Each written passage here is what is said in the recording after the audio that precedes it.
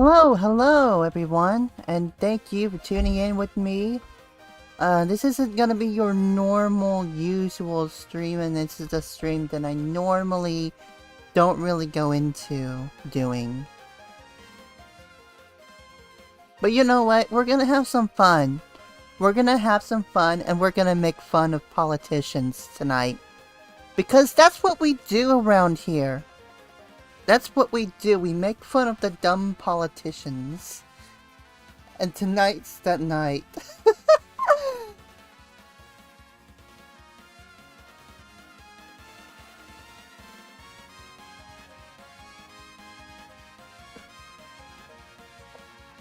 But hello everybody. Thank you for tuning in with me.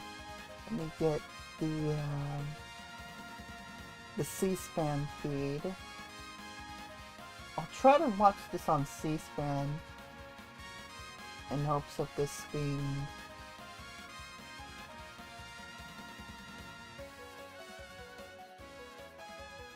it looks like they're just about getting ready for the debate right now. So we should too. We should totally get ready for the debate. You know, we should totally get ready for the debate.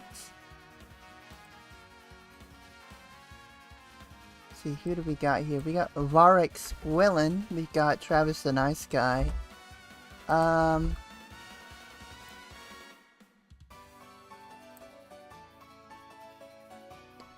That's pretty much everybody right now. And if CNN ever tries to like flag my stream or anything like that, you know what we'll do? We'll tell them to kiss my arse. I'll tell them to kiss my arse and keep streaming anyway. I'm watching on C-SPAN, right? I'm watching on C-SPAN.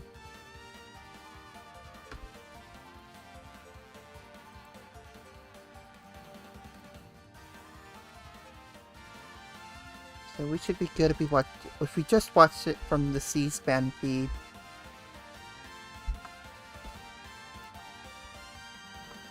I understand Kirsha is doing the same thing. I understand Kirsha is covering the debate as well. I wondered.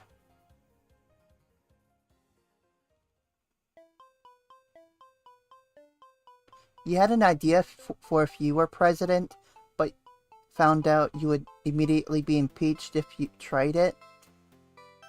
Yeah, if you tried having sex with a secretary with a staffer in the White House and lied about it, like, yeah, you would totally get impeached for it. Oh shit. Or if you attempt a self-coup. If you attempt a self-coup in the White House, then yeah, you would be found out and immediately impeached by Congress too. Oh my goodness.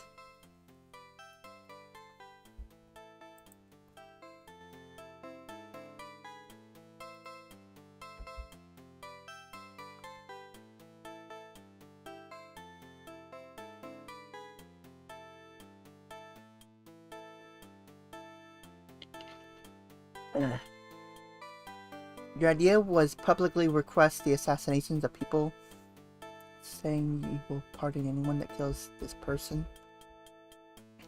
But yeah, you would definitely be impeached.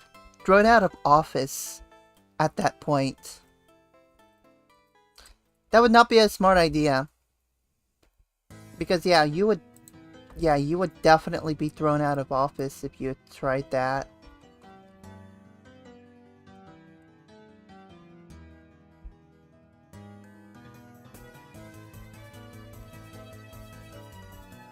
Like, believe me.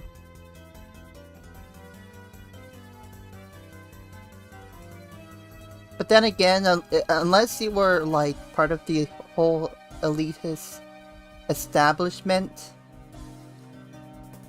like, if the establishment told you to have some people assassinated, they would probably keep you from being impeached. Reward them by pardoning any tax evasion on your term. For your term. Yeah, you'll definitely be impeached for that, too. They want their damn taxes to pay for their mansions and whatever else they've got.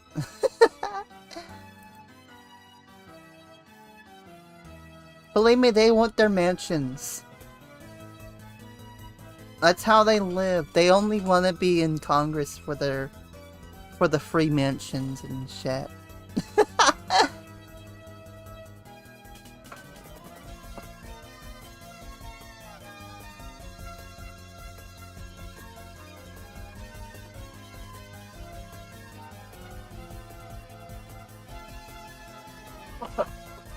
I'm hot in here. I'm going to open a window. I'm so hot. Like, this whole year has been making me hot. Y'all are making... It's making me hot, guys. Don't take this out of context. By the way, don't take it out of context.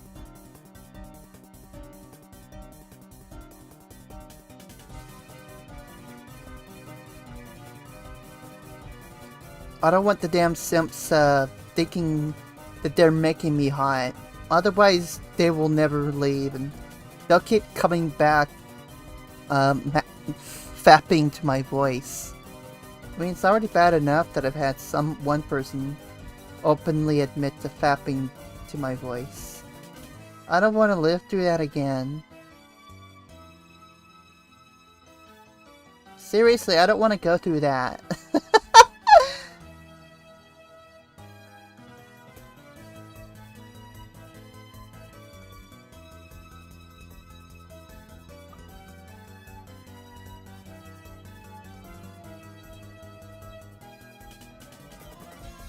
Is Kirsha actually streaming right now?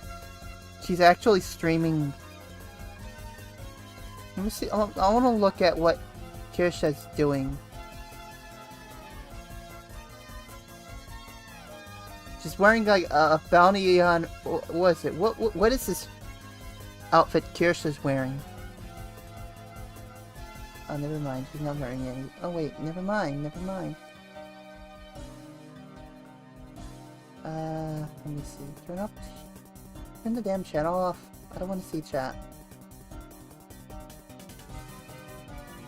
Booty Hunter and a Don't Tread on Me t-shirt that says No Steppy Snecky.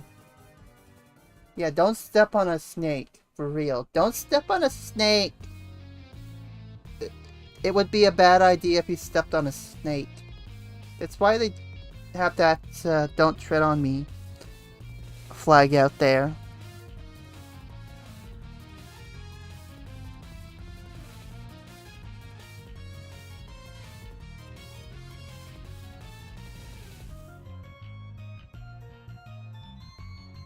You step on a snake, you're gonna get it bit. You're gonna have a real bad day. You know, you're gonna have a really bad day if you tread on a snake.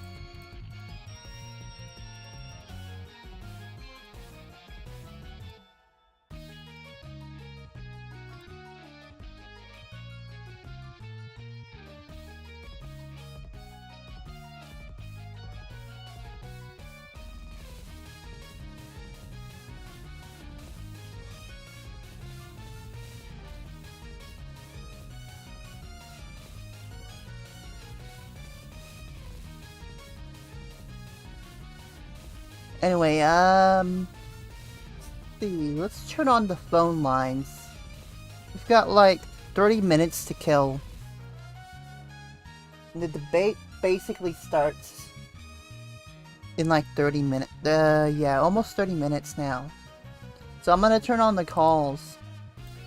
Y'all can just call in and talk about whatever. But once that debate gets started, we're gonna have to switch over to the debate.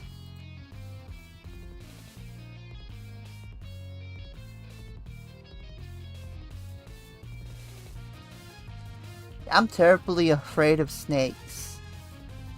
That's why I don't like having a snake around me.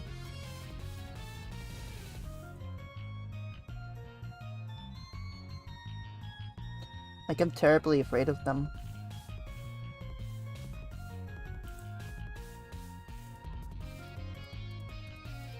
I'm hella afraid of them. Good for you.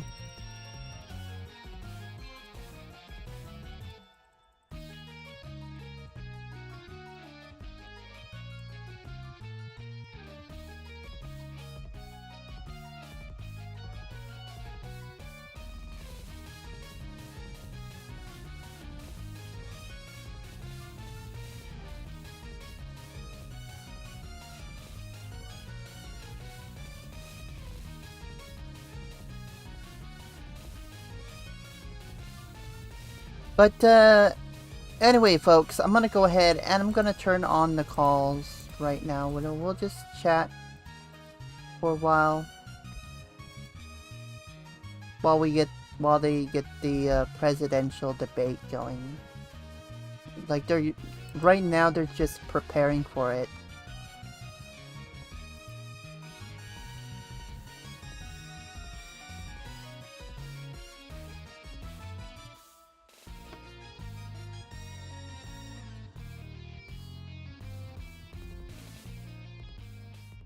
They're just preparing for the debate right now.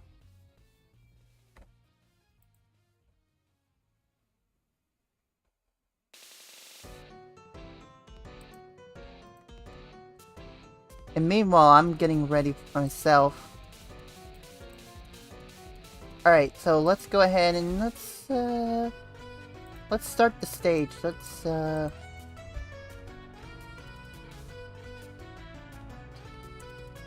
trying to find some people to react with.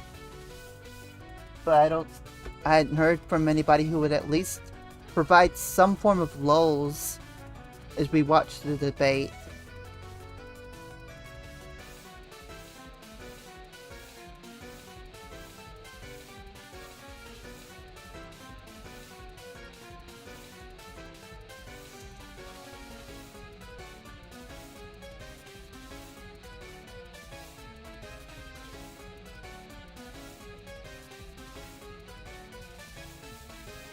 Sounds like Travis the Nice Guy is finally gonna have sex.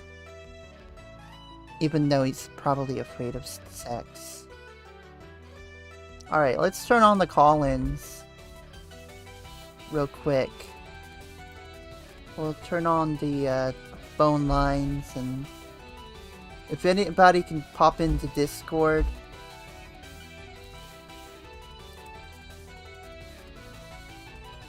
Yeah, anybody who wants to pop in and call in can just call in on Discord, and then we'll kill about half an hour before they bring out the 80-year-old boomers in the room. That's what it is. It's generally like a boxing match between two 80-year-old boomers.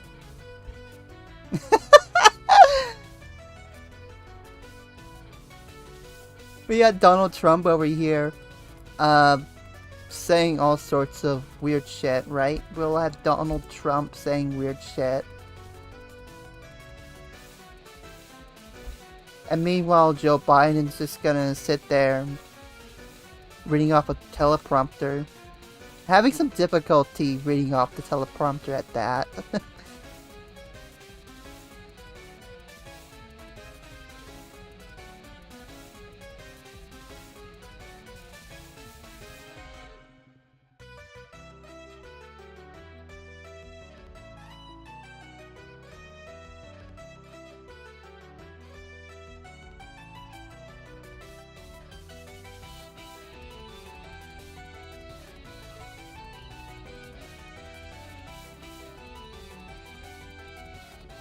Anyway,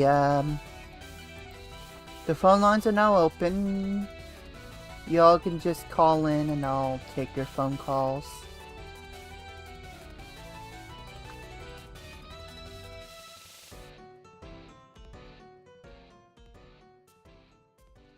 We're just gonna kill some time.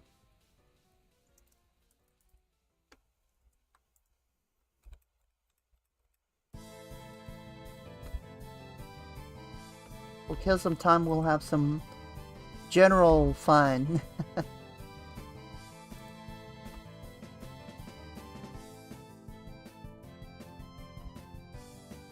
It'll be great.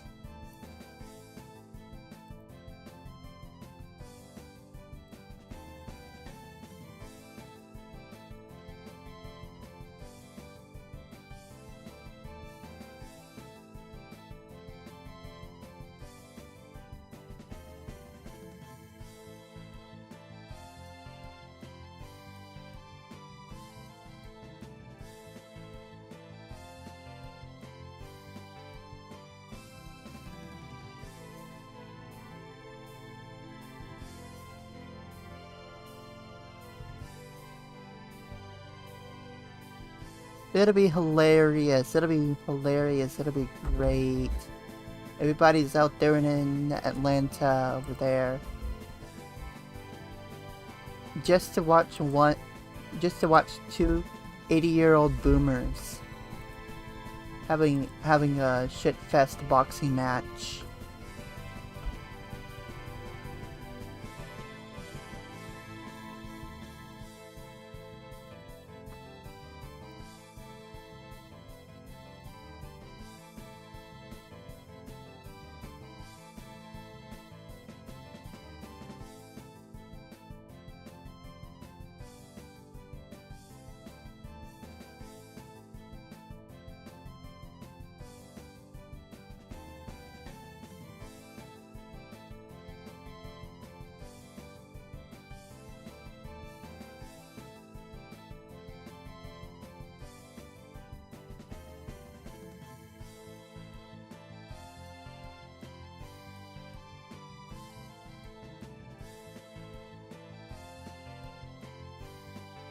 That'd be great.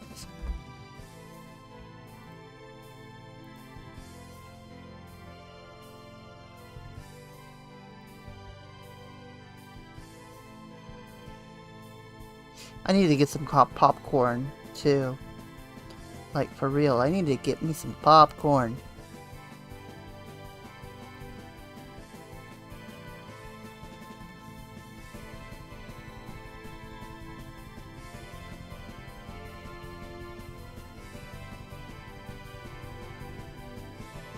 We can't watch a shit show without the proper snacks. And I'm thinking popcorn will do it.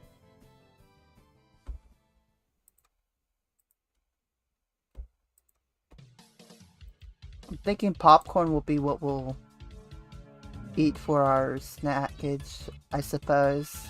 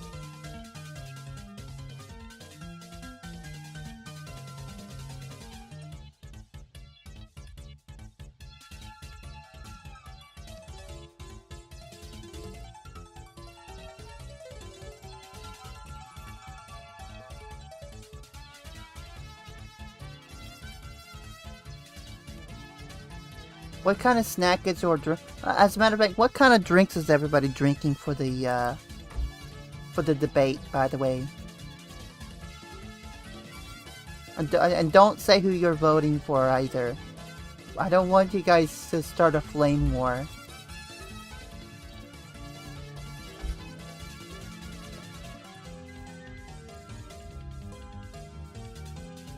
We don't need any flame wars in chat. You only have a bottle of water? Lame. Lame.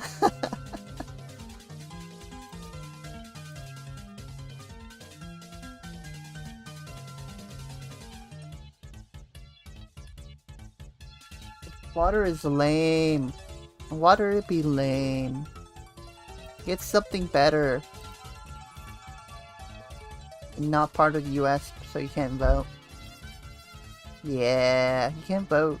You can't vote. Which is sadness. I'm voting. But I'm voting for Vermin Supreme. I'm not voting for the two boomers in the room. Or the other boomer over there. Who keeps bitching and complaining that he didn't get invited to the debate.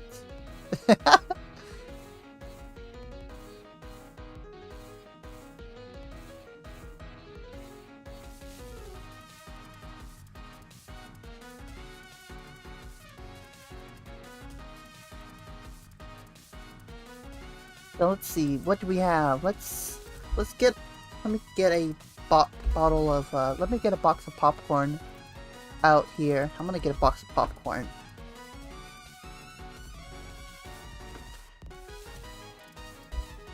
And I'm gonna have it, I'm gonna have my popcorn over here, and I'm gonna consume all the popcorn.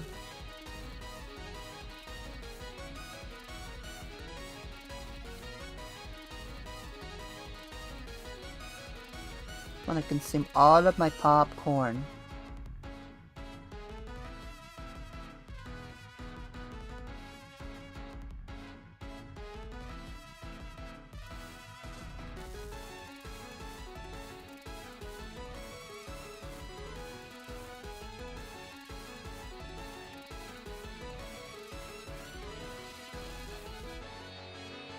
Because, you know, popcorn is some good shit to eat when you're watching a debate.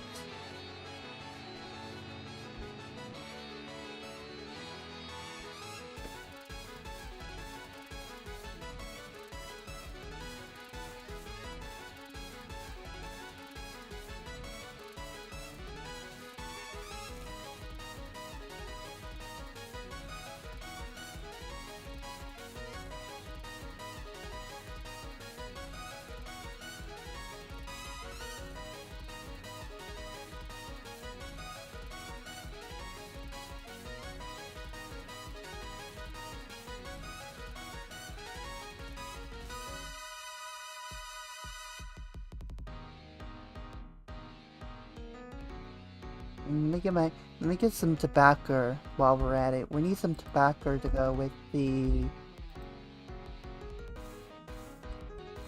popcorn. And I have my drink. I have my drink over here.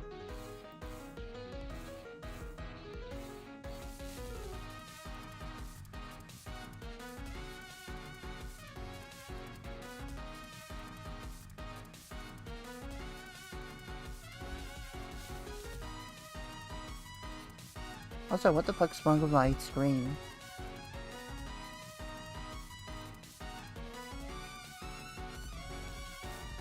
Man, I don't know.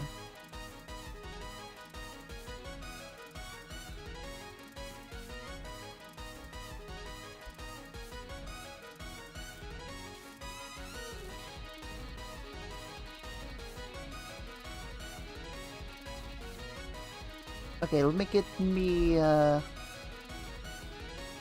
let's see here. I've got my popcorn. And I've got my tobacco. I got my tobacco over here.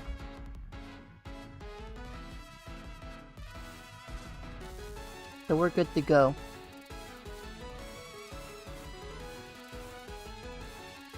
We are good to go. See? We're good to go, guys. We're good to go on the popcorn.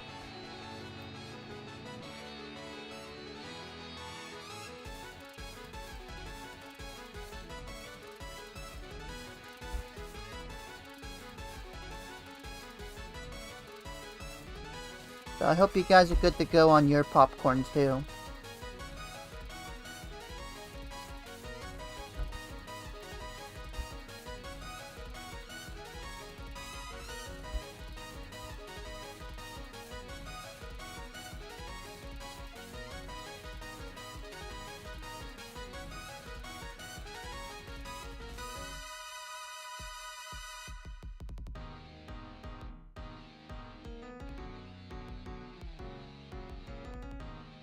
Alright, so we only got like 15 minutes left. Anybody just want to call in? Exclamation point Discord if you just want to call in and chat before the debate happens. We're basically just gonna have a little bit of a watch party. And I say I'm not the only person doing this either. What the fuck? I'm not the only person doing this? What? I mean, yeah, Kirsha's doing her watch party. Kirsha is doing her stream party. Watching the debate.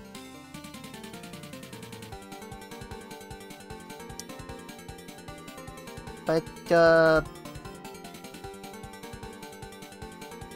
everybody else is watching it too? Jesus Christ. Or anyways. Okay. Let me turn some stuff off as well. Real quick, we'll just browse around. We'll talk about this a little bit more.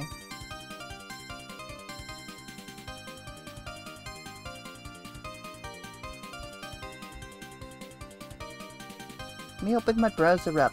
I'm gonna open my browser up and we're just gonna scroll around Twitter or something.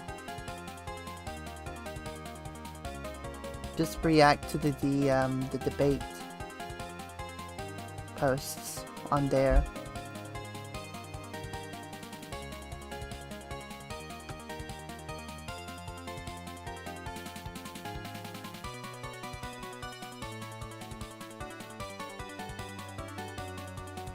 Trevor's a nice guy. What are you drinking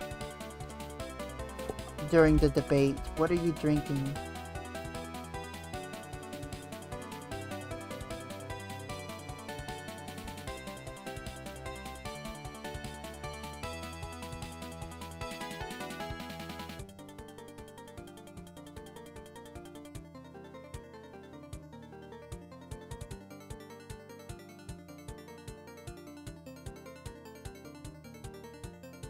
Alright, let's go over here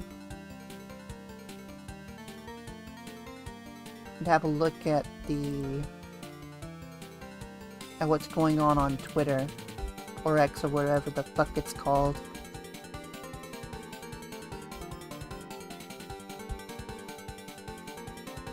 Let's see here.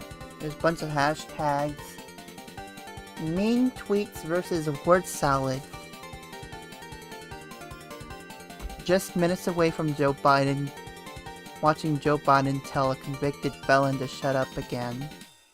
I mean, that was interesting. I mean, you kinda did frustrate him. He looked frustrated while listening to him talk. Oh look, it's the house from the Turner Doomsday video. I don't know. Watching live from the Philippines. Because this is presidential debate is purely entertainment. I mean, it is pure entertainment. If anyone is looking for some good high-end comedy tonight, there's a special on tonight. It's called The Presidential Debate. #comedy. How about this?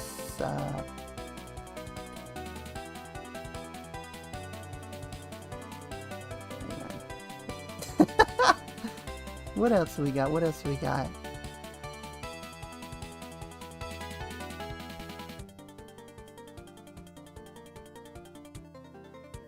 somebody posting about Hunter Biden's drug-related stuff again. I bet that's probably gonna be on a lot of bingo cards. You got Trump, who's a convicted felon now, and you got Hunter Biden, the son of the president, also a convicted felon. Which president would you prefer to jerk you off? Jesus Christ.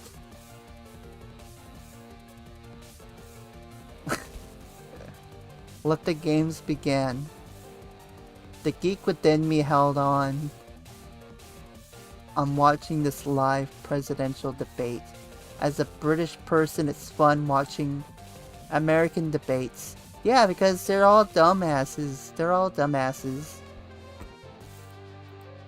They all just behave like little men children in the American political system. The shadow banning is real. I hope they don't ban me from Twitch or YouTube.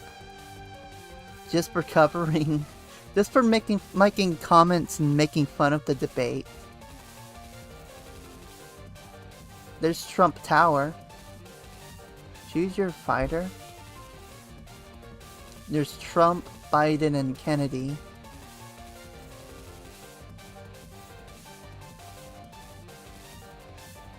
My husband asked if I would refrain from yelling at Donnie during the presidential debate so he can hear it.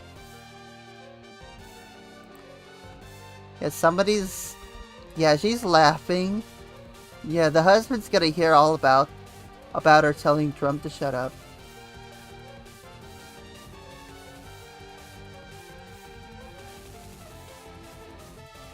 There's Robert F. Kennedy related shit. This is an actual depiction of the presidential debate. It's just two grumpy old men. Look at this. This is two grumpy old men yelling at each other.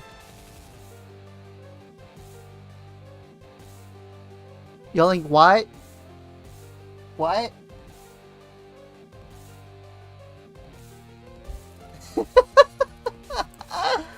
What? What? What? What? What? What?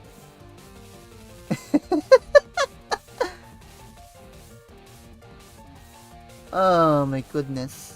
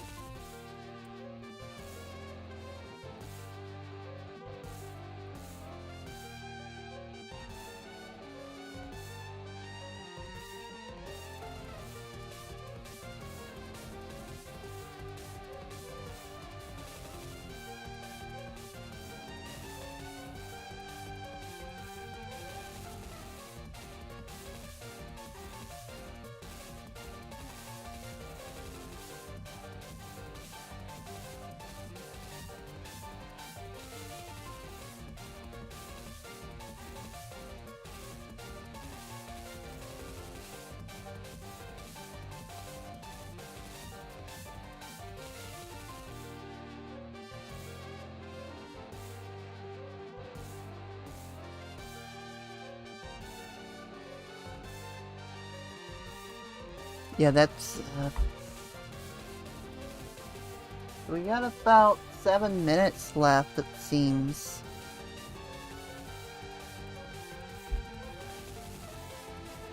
We'll continue going a little longer. Reading all these tweets. But then we're gonna watch the debate together.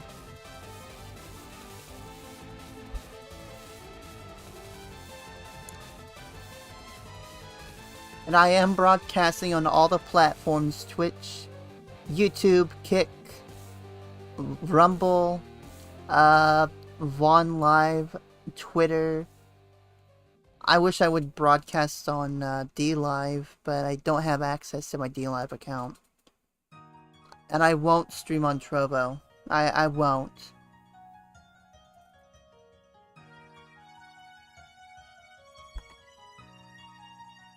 German.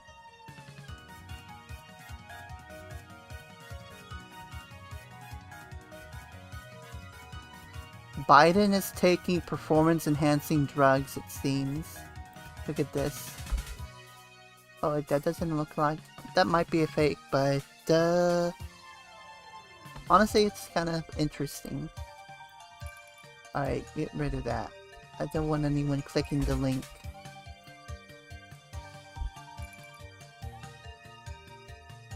Fucking crypto bros.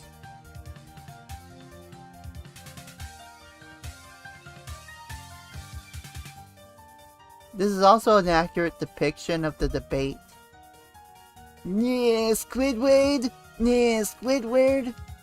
I mean, you can just decide which of these is Biden and which of these is Trump. Yeah, Squidward!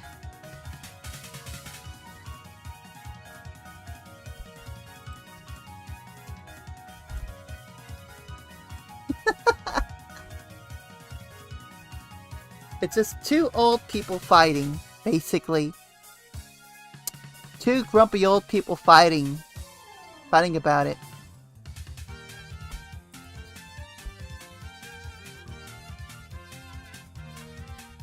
They just want to fight about it.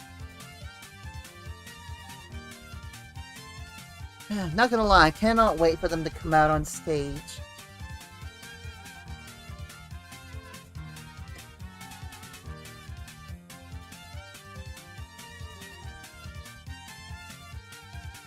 Just so we can listen to their bullshit. I just want to make fun of them.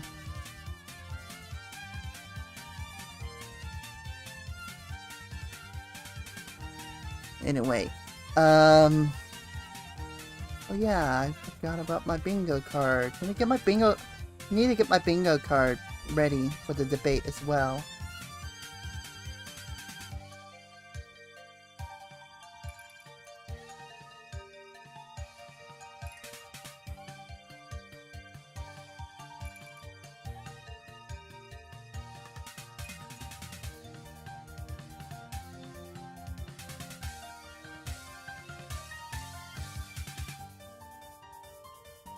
Need to get my bingo card.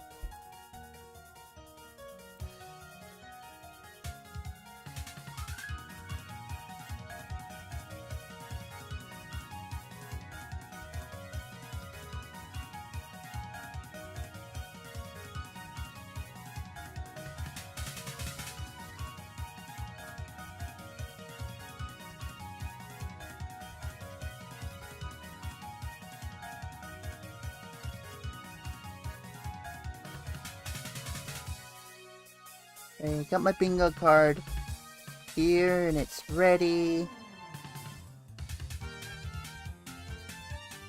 I've got my bingo chips. We're ready to go. Is anyone else playing debate bingo with me? I just posted a link in the Twitter. Not Twitter, my thing. Personally, I don't give a shit what my preferred pronouns are. I usually just go by they, them. But I don't really give too much of a shit. Yes, 146. Actually, I see Mark Vaughn is live. I wonder if he's streaming the debate.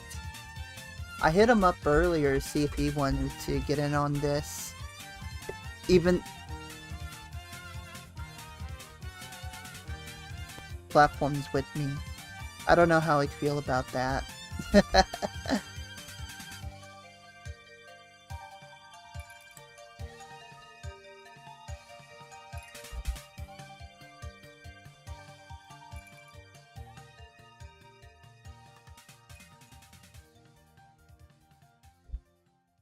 And somebody says Rumble seems down.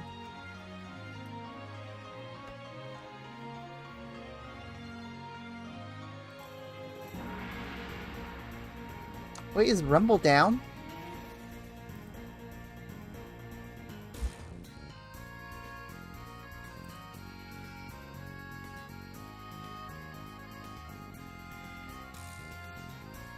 You don't know about bingo, but you'll take a drink when you hear demo. I'm pretty sure you'll be drunk You're gonna end up drunk in that case. Oh, I think it's almost time. It's almost time, guys. I do believe it's almost time. Let me turn the music off.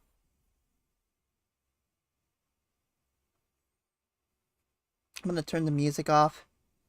We're just gonna watch this shit show unfold. I've got my popcorn, and I've got my drink. I think we're ready to go. We're ready to go. Also need to get my poker chips. Not my bingo chips. Bingo chips. Although I could use poker chips.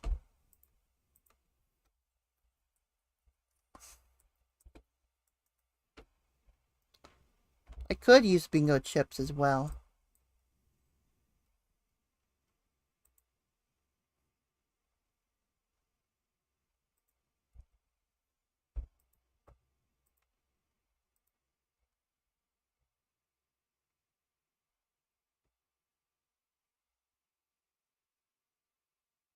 I could use a bingo chip.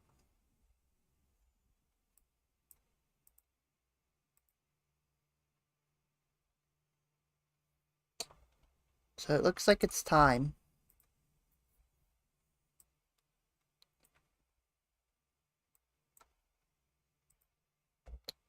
It looks like it's time. Reaction on social media. We'll also be live with surrogates from the campaigns inside. We can't show the CNN shoes, but...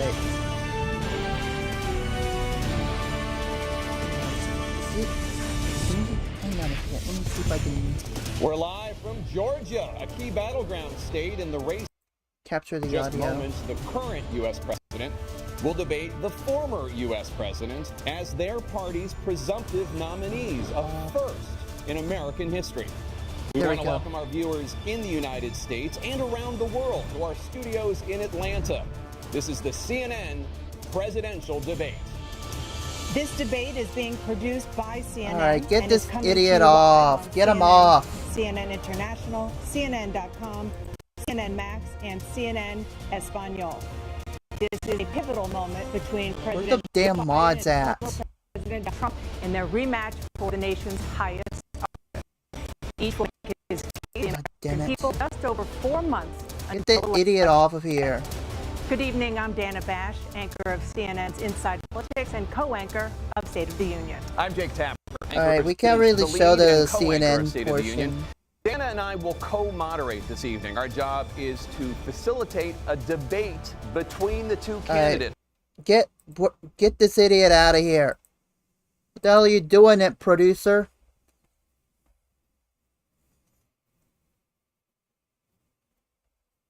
Oh, there's multiple accounts doing this too. Get them out.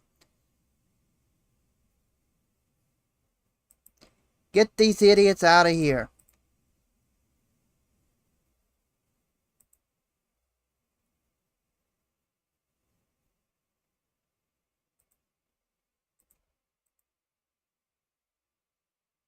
Get those idiots out of here. Are you kidding me? Alright, we can't show the CNN related shit. No, we can't show that. Well, we'll try to show the debate itself, but we can't show the CNN shit. Alright, let me report these idiots as well. Here we go. Yeah, get those idiots out of here. I have to clear my messages now because those losers. Are you kidding me?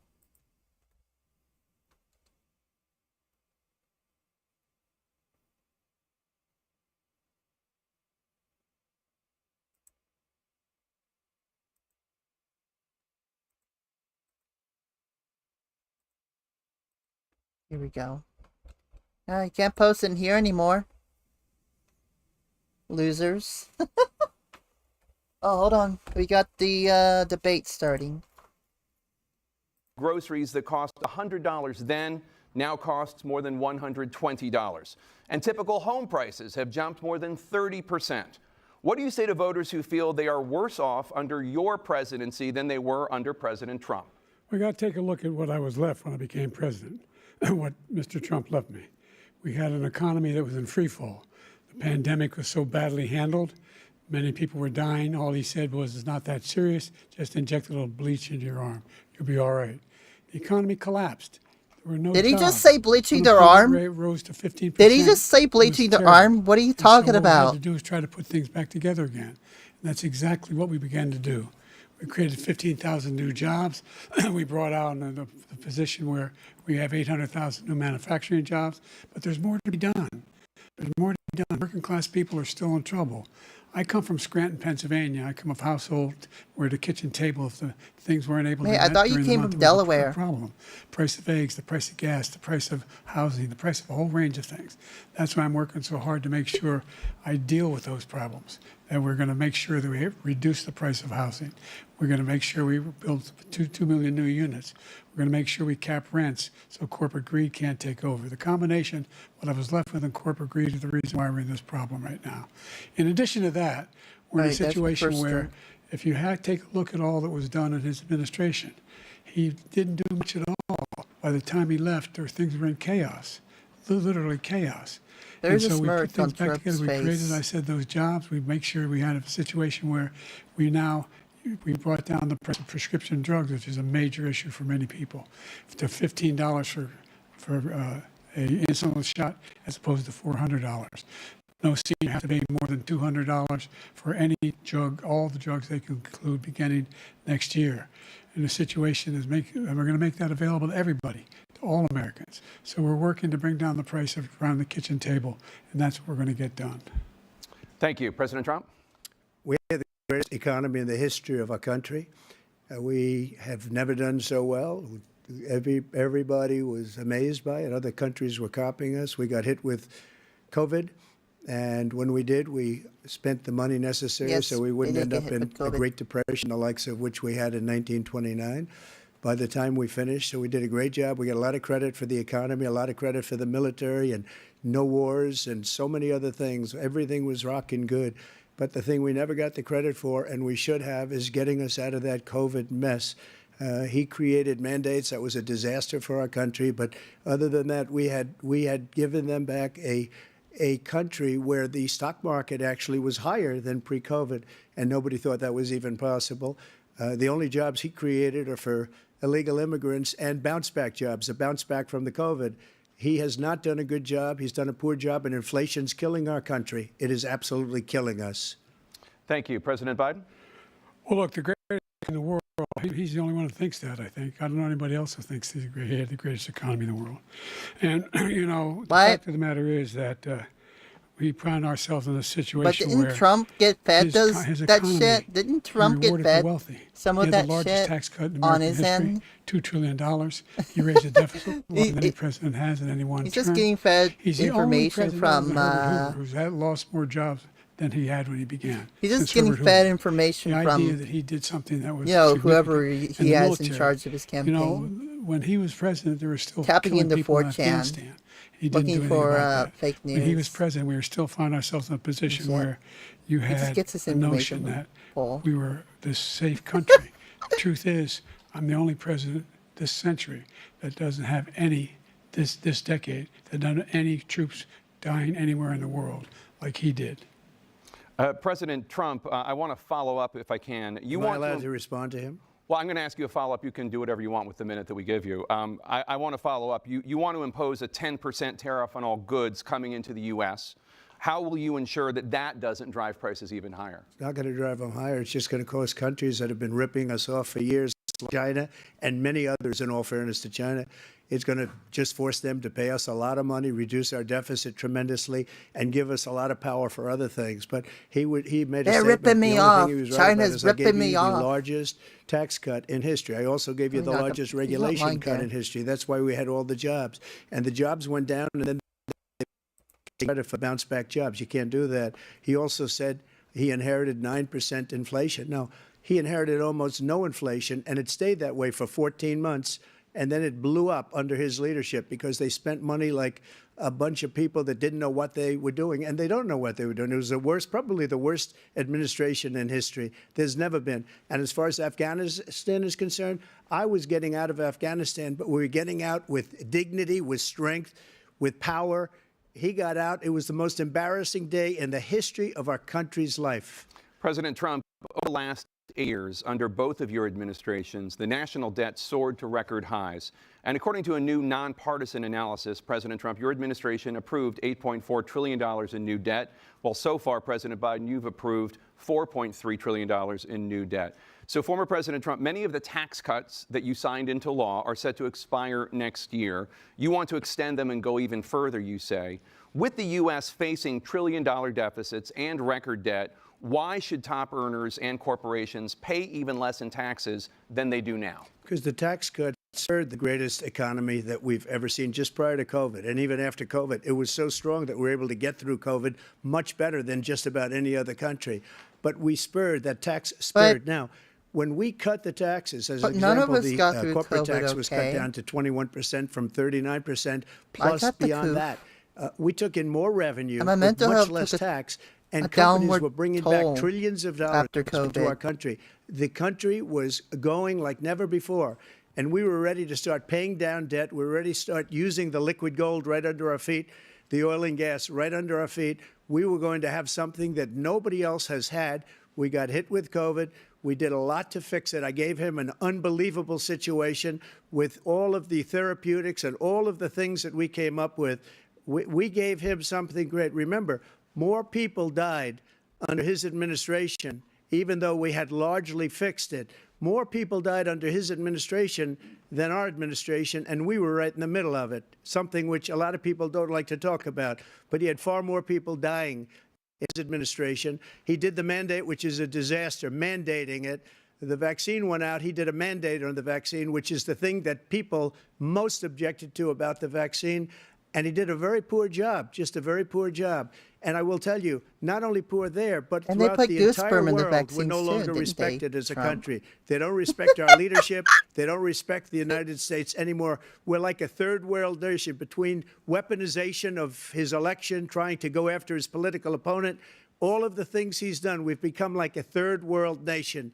It's a shame. The damage he's done to our country. And I'd love to ask him, and will, why he allowed millions of people to come in here from prisons, jails, and mental institutions to come into our country and destroy our country. President Trump, we will get to immigration later in this block. President Biden, I want to give you an opportunity to respond to this question about the national debt. He had the largest national debt of any president in a 4-year period, number one. Number two, that $2 trillion tax cut benefited the very wealthy. What I'm going to do is fix the tax system. For example, we have 1,000 trillionaires in America. I don't think that's ever going to go away, no matter who you vote for. And what's happening? They're in a situation where they, in fact, pay 8.2% in taxes. If they just paid 24% or 25%, either one of those numbers, they'd raise $500 billion, I should say, in a 10-year period. We'd be able to wipe out his debt. We'd be able to help make sure that all those things we need to do, child care, elder care, making sure that we continue to strengthen our health care system, making sure that we're able to make every single solitary person eligible for what I've been able to do with the with the COVID, with dealing with everything we have to do with, look, if we finally beat Medicare. Thank you, President Biden. President Trump?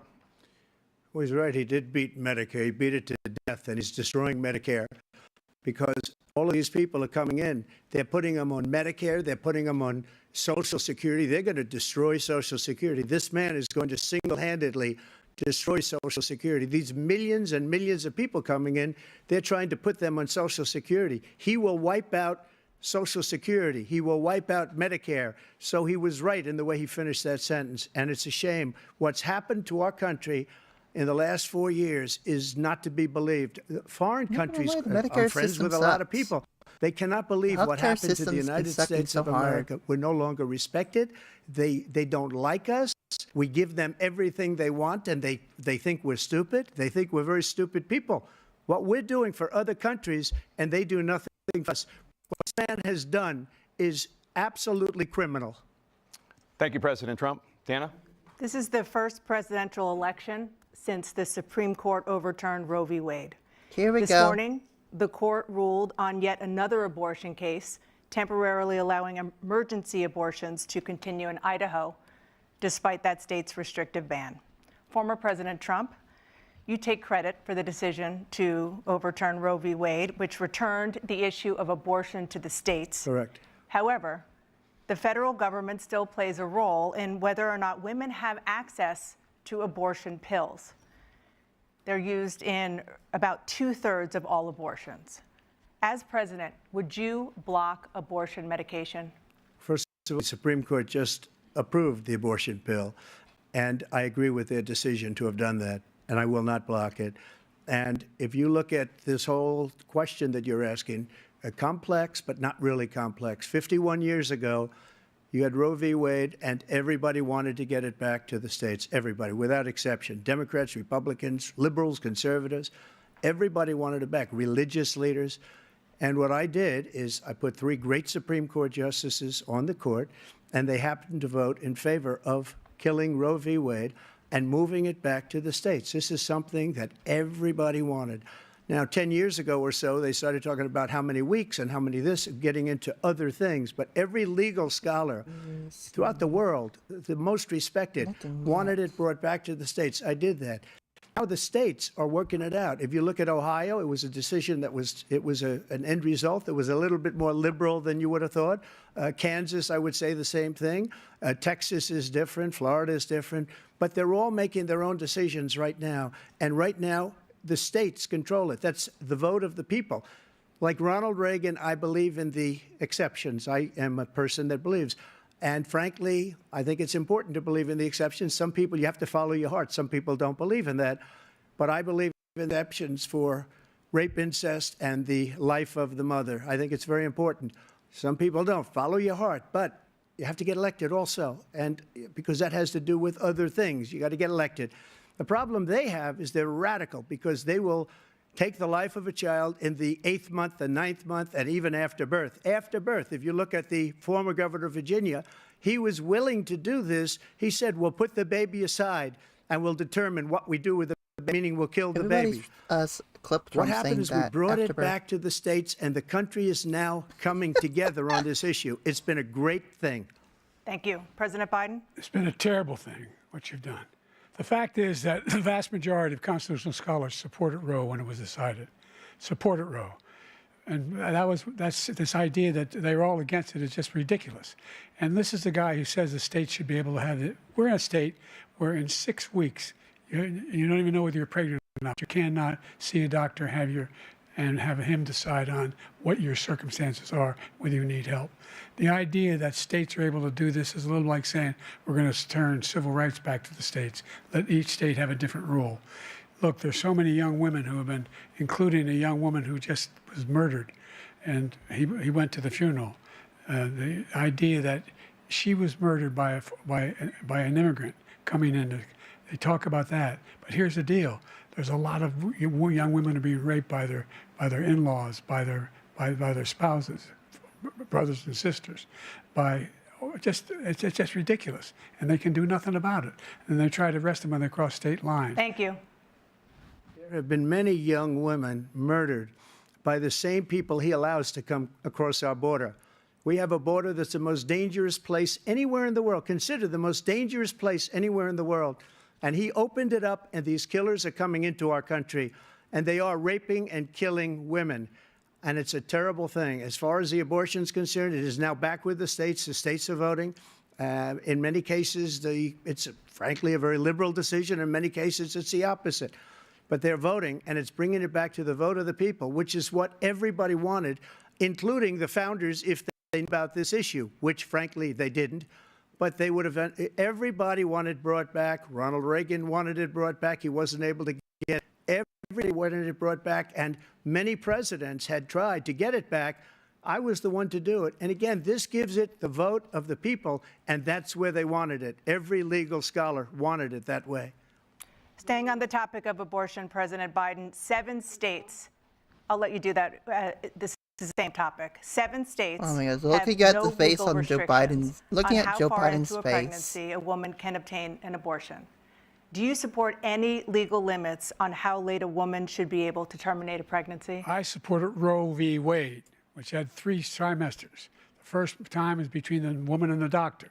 Second Everybody time is should take between a the doctor screenshot and an of extreme that situation. face The third she time is made. between the doctor, between the woman and the state.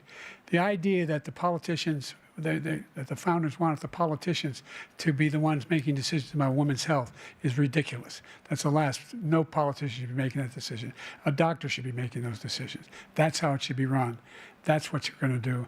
And if I'm elected, I'm going to restore Roe v. Wade. So that means he can take the life of the baby in the 9th month and even after birth, because some states, Democrat run, take it after birth. Again, the former governor of Virginia, put the baby down, then we decide what to do with it. So he's willing to, as we say, rip the baby out of the womb in the 9th month and kill the baby. Nobody wants that to happen, Democrat or Republican. Nobody wants it to happen. That is simply not true. The Here Roe we v. go. Wade does not provide for that. That's not the circumstance. Only if a woman's life is in danger, she's going to die. That's the only circumstance in which that can happen. But we are not for late-term abortion, period. Period, period. Under Roe v. Wade, you have late-term abortion. You can do whatever you want, depending on the state. You can do whatever you want. We don't think that's a good thing. We think it's a radical thing. We think the Democrats are the radicals, not the Republicans. For 51 years, that was the law. 51 years, constitutional scholarship said it was the right way to go. 51 years, and it was taken away because this guy put very conservative members on the Supreme Court. He takes credit for taking it away. What's he going to do? What's he going to do, in fact, if the MAGA Republicans, he gets elected, and the MAGA Republicans control the Congress, and they pass a universal ban on abortion, period, across the board at 6 weeks or 7 or 8 or 10 weeks, something very, very conservative. Is he going to sign that bill? I'll veto it. He'll sign it. Thank you. Let's turn now to the issue of immigration and border security. President Biden, a record number of migrants have illegally crossed the southern border on your watch. Look at his mic out. Overwhelming border states and overburdening cities such as New York and Chicago, and in some cases causing real safety and security I'll take concerns. a drink to that. Given that, why should voters trust you to solve this crisis? Because we worked very hard to get a bipartisan agreement that not only changed all of that, it made sure that we are in a situation where you had no circumstance where they could come across the border with the number of border police there are now. We significantly increased the number of asylum officers. By the way, the Border Patrol endorsed my position. In addition to that, we found ourselves in a situation where when he was president, he was separating babies from their mothers, putting them in cages, making sure the families were separated. That's not the right way to go. What I've done since I've changed the law, what's happened? I've changed it in a way now you're in a situation where there are 40% fewer people coming across the border illegally. That's better than when he left office. And I'm going to continue to move until we get the total ban on the total initiative relative to what we can do with more Border Patrol and more asylum officers. President Trump?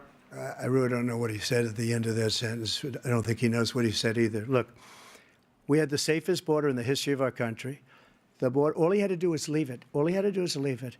He decided to open up our border, open up our country to people that are from prisons, people that are from mental institutions, insane asylum, terrorists. We have the largest number of terrorists coming into our country right now, all terrorists, all over the world, not just in South America, all over the world. They come from the Middle East, everywhere. All over the world, they're pouring in. And this guy just left it open. And he didn't need legislation because I didn't have legislation. I said, close the border. We had the safest border in history. In that final couple of months of my presidency, we had, according to Border Patrol, who is great, and by the way, who endorsed me for president, but I won't say that, but they endorsed me for president. Brandon, just speak to him. But look, we had the safest border in history. Now we have the worst border in history. There's never been anything like it. And people are dying all over the place, including the people that are coming up in caravans. Thank you, President Trump. President Biden? The only terrorist who's done anything crossing the border is one who came along and killed 3, under his administration, killed an al-Qaeda person come in his administration, killed 3 American soldiers, killed 3 American soldiers. That's the only terrorist that's there. I'm not saying that no terrorist ever got through, but the idea they're emptying their prisons, we're welcoming these people, that's simply not true. There's no data to support what he said. Once again, he's exaggerating, he's lying. President Trump, staying on the topic of immigration, you've said that you're going to carry out, quote, the largest domestic deportation operation in American history, unquote. Does that mean that you will deport every undocumented immigrant in America, including those who have jobs, including those whose spouses are citizens, and including those who have lived here for decades? And if so, how will you do it? Just 1 second. He said we killed 3 people. The people we killed are al-Baghdadi and Soleimani, the 2 greatest terrorists, biggest terrorists anywhere in the world, and it had a huge impact on everything, not just border, on everything. He's the one that killed people with the bad water, including hundreds of thousands of people dying, and also killing our citizens when they come in. We are living right now in a rat's nest. They're killing our people in New York, in California, in every state in the union, because we don't have borders anymore. Every state is now a border. And because of his ridiculous, insane, and very stupid policies, people are coming in and they're killing our citizens at a level that we've never seen. We call it migrant crime. I call it Biden migrant crime. They're killing our citizens at a level that we've never seen before. And you're reading it like these 3 incredible young girls over the last few days. One of them, I just spoke to the mother, and they just had the I don't believe funeral in this for poop girl, show either. 12 years old. But this is horrible what's taken place. What's taken place in our country, we're literally an uncivilized country now. He doesn't want it to be. He just doesn't know. He opened the borders. Nobody's ever seen anything like. And we have to get a lot of these people out, and we have to get them out fast because they're going to destroy our country. Just take a look at where they're living. They're living in luxury hotels in New York City and other places. Our veterans are on the street. They're dying because he doesn't care about our veterans. He doesn't care. He doesn't like the military at all, and he doesn't care about our veterans. Nobody been worse. I had the highest approval rating for veterans taking care of the VA. He has the worst. He's gotten rid of all Joe the Biden things that just I keeps approved. making Choice faces. that I got through Congress, all of the different things I approved, they abandoned. We had by far the highest, and now it's down in less than half because he's done all these great things that we did. And I think he did it just because I approved it, which is crazy. But he has killed so many people at our border by allowing all of these people to come in. And it's a very sad day in America. President Biden, you have the mic. Every single thing he said is a lie. Every single one. For example, veterans are a hell of a lot better off since I passed the PACT Act. 1 million of them now have insurance, and their families have it. Their families have it because what happened, whether it was Agent Orange or burn pits, they're all being covered now. And he opposed, his group opposed that. We're also in a situation where we have great respect for veterans. My son spent a year in Iraq, living next to one of those burn pits, came back with stage 4 glioblastoma. I was recently in France for D-Day, and I spoke all about the heroes that died. I went to the World War II cemetery, World War I cemetery he refused to go to. He was standing with his 4-star general, and he told me, he said, I don't want to go in there because they're a bunch of losers and suckers. My son was not a loser, was not a sucker. You're the sucker. You're the loser. President Trump? First of all, that was a made-up quote, suckers and losers. They made it up. It was in a third-rate magazine that's failing, like many of these magazines. He made that up. He put it in commercials. We've notified him. We had 19 people that said I didn't say it. And think of this. Who would say I'm at a cemetery or I'm talking about our veterans? Because nobody's taken better care. I'm so glad this came up, and he brought it up. There's nobody that's taken better care of our soldiers than I have. To think that I would, in front of generals and others, say suckers and losers. We have 19 people that said it was never said by me. I wish it was they made had up by him. making Just like faces Russia was made up. Just like on the my 51 bingo card. intelligence Look at Joe Biden. agents He's are making made up. faces at Trump. Just like the new thing with the 16 economists are talking. It's the same thing. 51 intelligence agents said that the laptop was Russia disinformation. It wasn't. That came from his son, Hunter. It wasn't Russia disinformation. He made up the suckers and losers, so he should apologize to me right now. 4-star general standing to your side who was on your staff who said you said it, period. That's number one. And number two, the idea that I have to apologize to you for anything along the line. We've done more for veterans than any president has in American history. and they now are their family. The only sacred obligation we have as a country is to care for our veterans when they come home and their families and equip them when they go to war. That's what we're doing. That's what the VA is doing now. They're doing more for veterans than ever before in our history. All right, thank you so much. Let's move to the topic of foreign policy. I want to begin with Russia's war against They're Ukraine, both which is now in getting its third pretty, year. well, pretty heated Former there. President Trump, Biden's Russian getting pissed at President Trump. Vladimir Putin says Trump's he'll just doubling only down end on the, this war if Russia keeps the Ukrainian territory it has already claimed and Ukraine On defending abandons himself and its attacking bid Biden. to join NATO. Putin's term acceptable to you? First of all, our veterans and our soldiers can't stand this guy. They can't stand him. They think he's the worst commander-in-chief, if that's what you call him, that we've ever had. They can't stand him. So let's get that straight. And they like me more than just about any of them. And that's based on every single bit of information. As far as Russia and Ukraine, if we had a real president, the president that knew, was respected by Putin, he would have never invaded Ukraine. A lot of people are dead right now, much more than people know. You know, they talk about numbers. You can double those numbers, maybe triple those numbers. He did nothing to stop it. In fact, I think he encouraged Russia from going in. I'll tell you what happened. He was so bad with Afghanistan. It was such a horrible embarrassment, most embarrassing moment in the history of our country, that when Putin watched that and he saw the incompetence, that he should have fired those generals, like I fired the one that you mentioned, and so he's got no love lost, but he should have fired those generals. No general got fired for the most embarrassing moment in the history of our country, Afghanistan, where we left billions of dollars of equipment behind. We lost 13 beautiful soldiers, and 38 soldiers were obliterated. And by the way, we left people behind, too. We left American citizens behind. When Putin saw that, he said, you know what? I think we're going to go in and maybe take this was his dream. I talked to him about it, his dream. The difference is he never would have invaded Ukraine. Never. Just like Israel would have never been invaded in a million years by Hamas. You know why?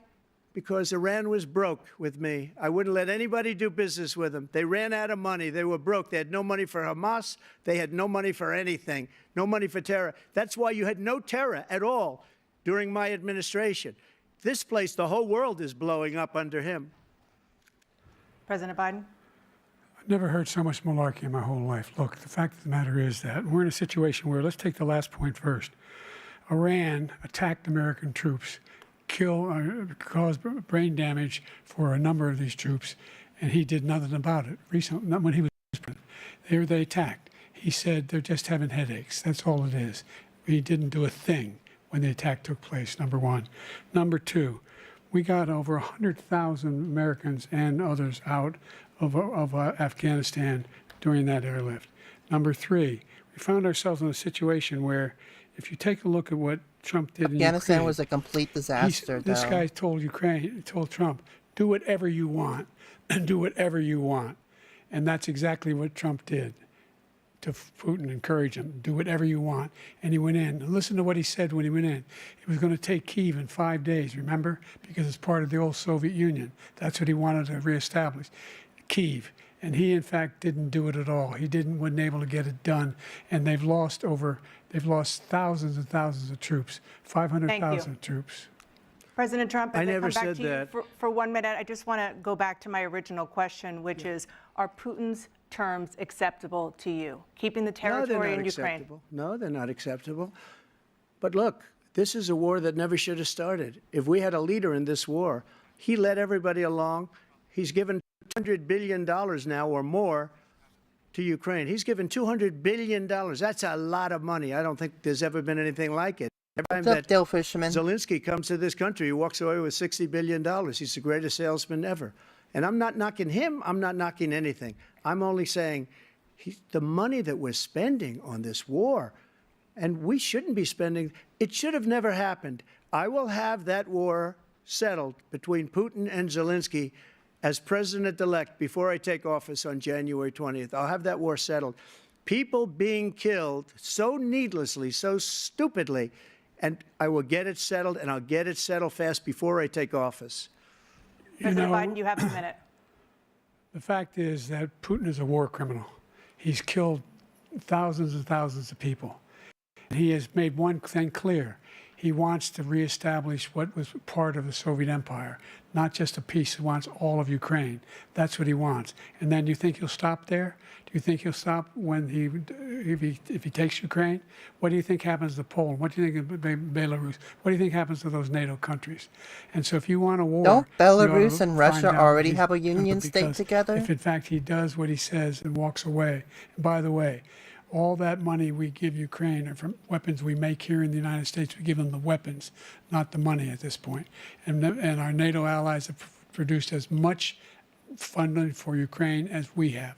That's why we're strong. Thank you. Moving on to the Middle East. Yeah, In Biden's October, pretty- Hamas attacked Israel, killing more than 1,000 people. Biden and looks taking like he's hundreds pretty of irritated at hostages. Trump. Among those held and thought to still be alive are 5 Americans. Israel's response has killed thousands of You look like, Palestinians and somebody created a just- humanitarian crisis in Gaza. Somebody just President Biden, you've put told him forward about, a proposal to resolve this conflict. all the So Americans. far, Hamas has not released I'm the Googling, remaining hostages, is it and Israel legal to is stuff continuing a, its military offensive in fish Gaza. in your vagina? So what additional leverage will you use to get Hamas and Israel to end the war? You have 2 minutes. Number one, everyone from the United Nations Security Council straight through to the G7 to the Israelis and Netanyahu himself have endorsed the plan I put forward. Endorsed the plan I put forward, which has 3 stages to it. The first stage is trade the hostages for a ceasefire. Second phase is a ceasefire with additional conditions. The third phase is the end of the war. The only one who wants the war to continue is Hamas. Number one, they're the only ones standing out. We're still pushing hard to get them to accept. In the meantime, what's happened?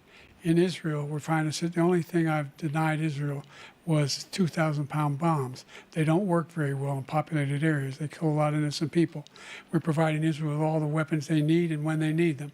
And by the way, I'm the guy that organized the war against Iran when they had a full-blown intercontinental ballistic missile attack on Israel. No one was hurt. No one Israeli was accidentally killed, and it just stopped. We saved Israel. We are the biggest producer of support for Israel of anyone in the world. And so there are 2 different things. Hamas cannot be allowed to be continued. We continue to send our experts and our intelligence people as to how they can get Hamas. True. like Hamas we did really bin shouldn't Laden. be allowed to They continue. don't have to do it. And by the way, they've been greatly weakened, Hamas, greatly weakened, and they should be. They should be eliminated. But you've got to be careful for what using The certain Fatah weapons should actually be among the ones in population charge of centers. Gaza, not Hamas. Just going back to Ukraine for 1 second. We have an ocean separating us. The European nations together have spent $100 billion, or maybe more than that, less than us. Why doesn't he call them? You got to put up your money like I did with NATO. I got them to put up hundreds of billions of dollars. The Secretary General of NATO said Trump did the most incredible job I've ever seen. They wouldn't have any. They were going out of business. We were spending almost 100% of the money was paid by us. He didn't do that. He's getting all. You got to ask these people to put up the money. We're over $100 billion more spent, and it has a bigger impact on them because of location, because we have an ocean in between. You got to ask them. As far as Israel and Hamas, Israel's the one that wants to go. He said the only one that wants to keep going is Hamas. Actually, Israel is the one, and you should let him go and let him finish the job. He doesn't want to do it. He's become like a Palestinian, but they don't like him because he's a very bad Palestinian. He's a weak one. President Biden, you have a minute. I've never heard so much foolishness. This is a guy who wants to get out of NATO. Are you going to stay in NATO? He's going to pull out of NATO. The idea that we have, our strength lies in our alliances as well. It may be a big ocean, but we're ever able to avoid a war in Europe, a major war in Europe? What happens if, in fact, you have Putin continue to go into NATO? We have an Article 5 agreement. Attack on one is attack on all. You want to start the nuclear war he keeps talking about, go ahead. Let Putin go in and control Ukraine and then move on to Poland and other places. See what happens then. He has no idea what the hell he's talking about.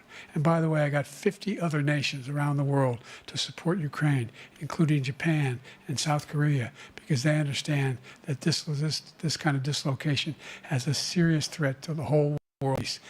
No major war in Europe has ever been able to be contained just to Europe. President Trump, just to follow up, would you support the creation of an independent Palestinian state in order to achieve peace in the region? I'd have to see, but before we do that, the problem we have is that we spend all the money. So they kill us on trade. I made great trade deals with the European nations because you get them up. They're about the same size economically. Their economy is about the same size as the United States. And they were no cars, no, they don't want anything that we have. But we're supposed to take their cars, their food, their everything, their agriculture. I changed that. But the big thing I changed is they don't want to pay. And the only reason that he can play games with NATO is because I got them to put up hundreds of billions of dollars. I said, and he's right about this, I said, no, I'm not going to support NATO if you don't pay.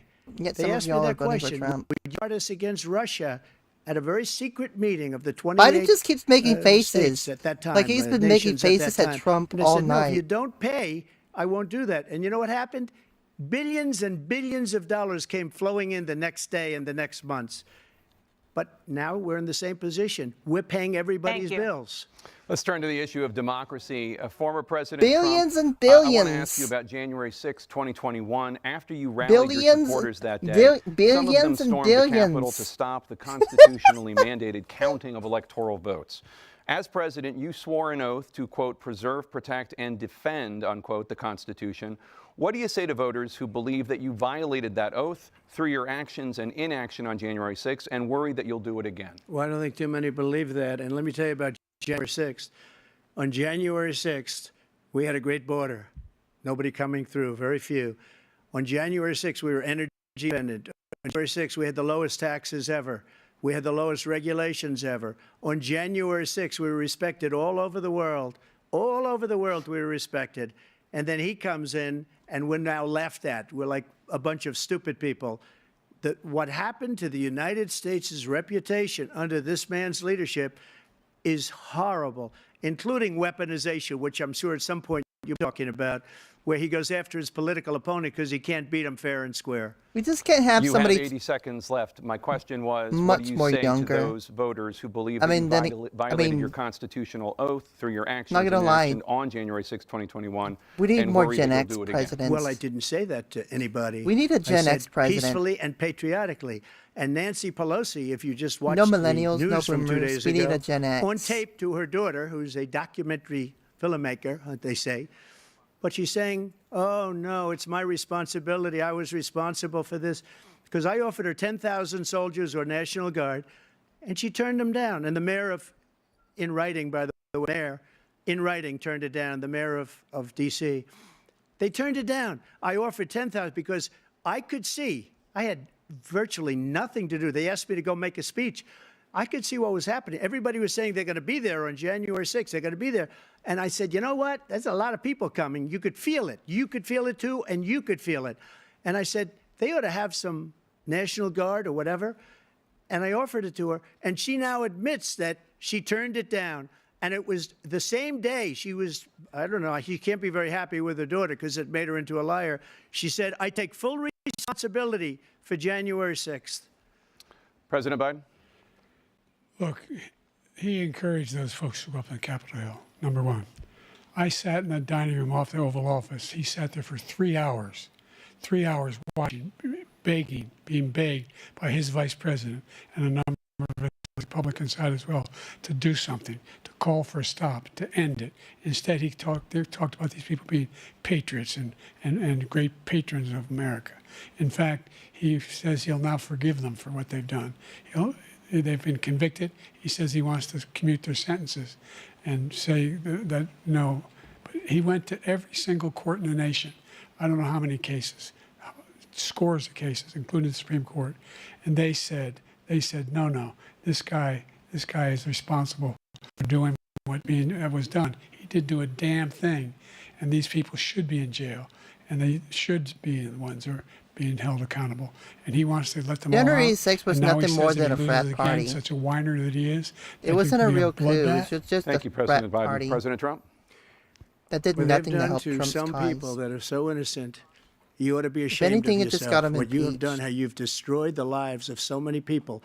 When they ripped down Portland, when they ripped down many other cities, you go to Minnesota, Minneapolis, what they've done there with the fires all over the city. If I didn't bring in the National Guard, that city would have been destroyed. When you look at all of they took over big chunks of Seattle. I was all set to bring in the National Guard. They saw them coming and they left immediately. What he said about this whole subject is they were glowies. Peacefully patriotic. One other thing. Infiltrating The January 6th. Unselect Committee, Uwu. which is When's basically next, two horrible Capitol Republicans protest, that are all Uwu? I gone want to now, get out in of on this, office, Uwu. and Democrats, all Democrats. Let's storm the They Capitol. destroyed, deleted all of the information they found because they found out we they all were say right. it glows We in were here. right. And they deleted and destroyed all of the information. They should go to jail for that. If a Republican did that, they'd go to jail. Thank you, President Trump. President Biden, I want to give you a minute.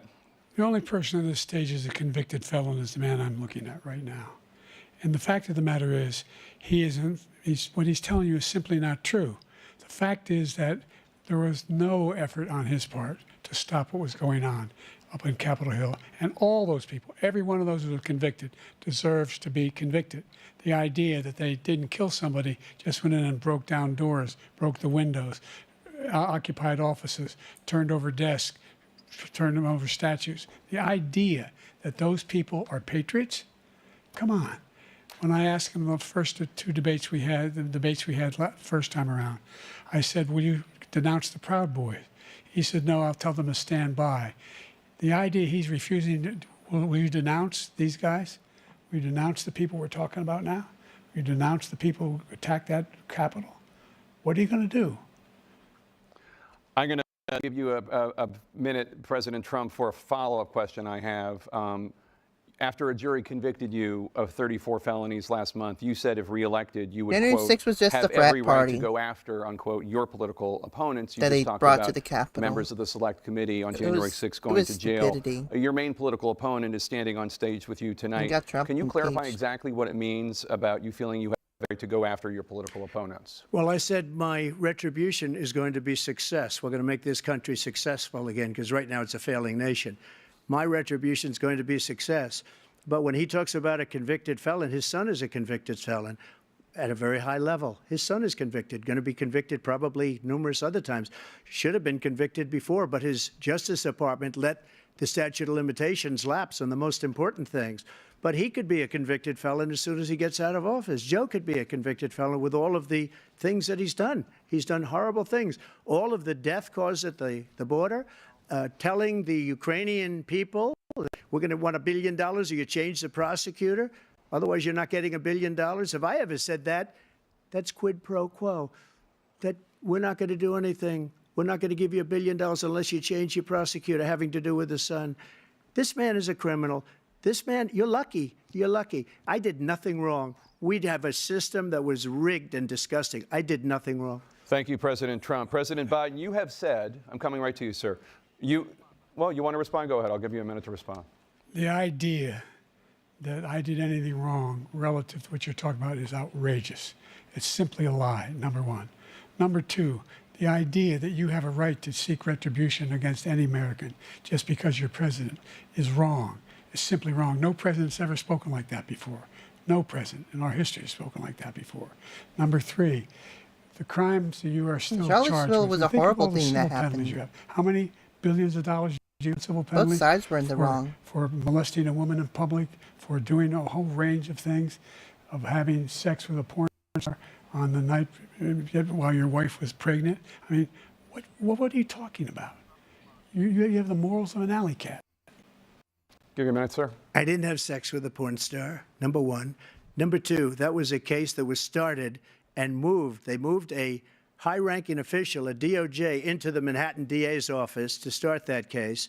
That case is going to be appealed and won. We had a very We're terrible gonna fight judge, over a horrible family judge, shit Democrat. now. The prosecutor were We're all gonna fight high-ranking over Democrats, family appointed shit. people, and both the civil and the criminal.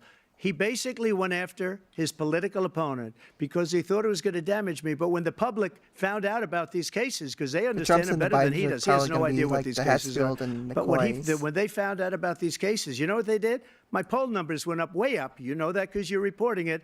And we took in more money in the last 2 weeks than we've ever taken in the history of any campaign. I don't think any campaign has ever taken hundreds of millions of dollars came pouring in because the public knows it's a scam and it's a guy that's after his political opponent because he can't win fair and square. Thank you, President Trump. President Biden, you have said, quote, Donald Trump and his MAGA Republicans are determined to destroy American democracy. Do you believe that the tens of millions of Americans who are likely to vote for President Trump will be voting against American democracy? The more they know about what he's done, yes. The more they know about what he's done. And there's a lot more coming. He's got a lot of cases down the road coming around. He's got a whole range of issues he has to face. I don't know what the juries will do, but I do know he has a real problem. And so the fact that, could you ever think you heard any president say that I'm going to seek retribution? Do you ever hear any president say that I thought Hitler had some good ideas? What got me involved to run in the first place after my son had died, I decided in Iraq, because of Iraq, I said I'm going to run again. Until I saw what happened in Charlottesville, Virginia. People coming out of the woods carrying swastikas on torches, and the same anti-Semitic bile they sang when back in Germany. And the young woman got killed. I spoke to the mother, and they asked him, they said, what do you think of those people? The ones who got killed, the one who tried to stop it, and the ones, he said, I think they're fine people on both sides. What American president would ever say, Nazis coming out of fields, carrying torches, singing the same anti-Semitic bile, carrying swastikas, were fine people? And this is a guy who says Hitler's done some good things. I'd like to know what they are. Like Good Dale things Fisherman to- said, that's what he fine people said. were the law This guy has enforcement no sense of getting the American situation democracy. under control. President Trump. Jake, both of you know that story has been totally wiped out because when you see the sentence, it said 100% exoneration on this. So he just keeps it going. He says he ran because of Charlottesville. He didn't run because of Charlottesville. He ran because it was his last chance. He's not equipped to be president. You know it, and I know it. It's ridiculous. We have a debate. We're trying to justify his presidency. His presidency, he's without question, the worst president, the worst presidency in the history of our country. We shouldn't be having a debate about it. There's nothing to debate. He made up the Charlottesville story, and you'll see it's debunked all over the place. Every anchor every reasonable anchor has debunked it. And just the other day, it came out where it was fully debunked. It's a nonsense story. He knows that, and he didn't run because of Charlottesville. He used that as an excuse to run. President Biden. And debunked. It happened. All you have to do is listen to what was said at the time. And the idea that somehow that's the only reason I ran because I was worried a guy like this guy could get elected. If he thought they were good people coming out of that forest, carrying those woods, carrying those torches, then he didn't deserve to be president. Didn't deserve to be president at all. And the idea that he's talking about all this being fabricated, we saw with our own eyes. We saw what happened on January 6th. We saw the people breaking through the windows. We saw people occupying his own vice president. Look, there's a reason why 40 of his 44 top cabinet officers refused to endorse him this time. His vice president hasn't endorsed him this time. So why? Why? They know him well. They serve with him. Why are they not endorsing him? Thank you, President Biden. We're going to be right back with more from the CNN presidential.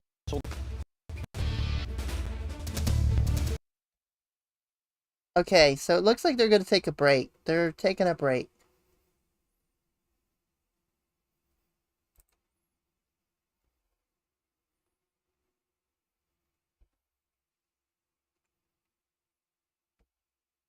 Look for the cat. Wait. Action cat. No. Dale Fishman.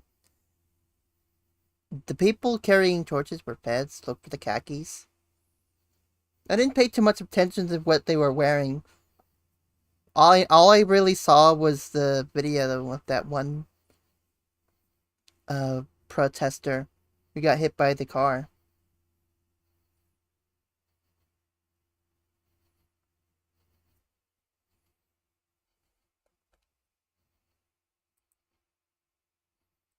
I'm gonna set a poll real quick. I'm gonna go ahead and set up a poll before we get to the rest of the debate. Also, I'm taking another drink. They're going on another commercial break, so I'm taking another drink. Cheers, baby, cheers. Ugh. Okay. gonna set up a poll. I mean, it's for you guys anyway, because there's people. Not gonna lie though, there's pets everywhere. There's glow. It glows. It glows in here. I mean, there's nothing but glowies all over America nowadays. You can't trust people. Like, you can't trust people. You don't know who's a fed boy, you know? You can't trust who's a fed boy and who's not a fed boy.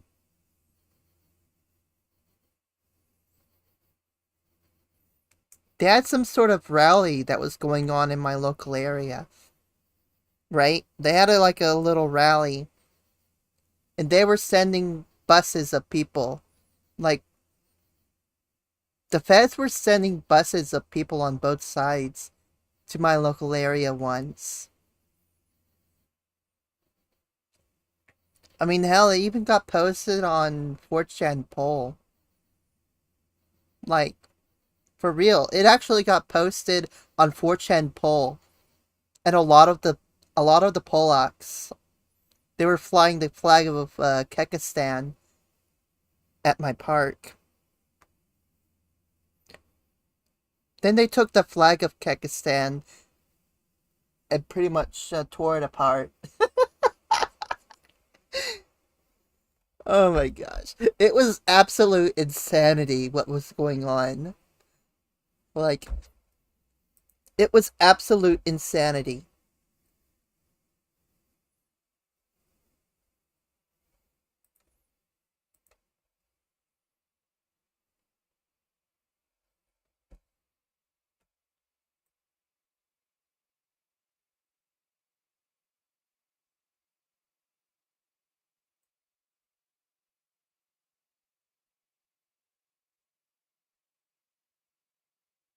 Okay, it looks like they're coming back. I'm just trying to avoid as much of the CNN shit as possible.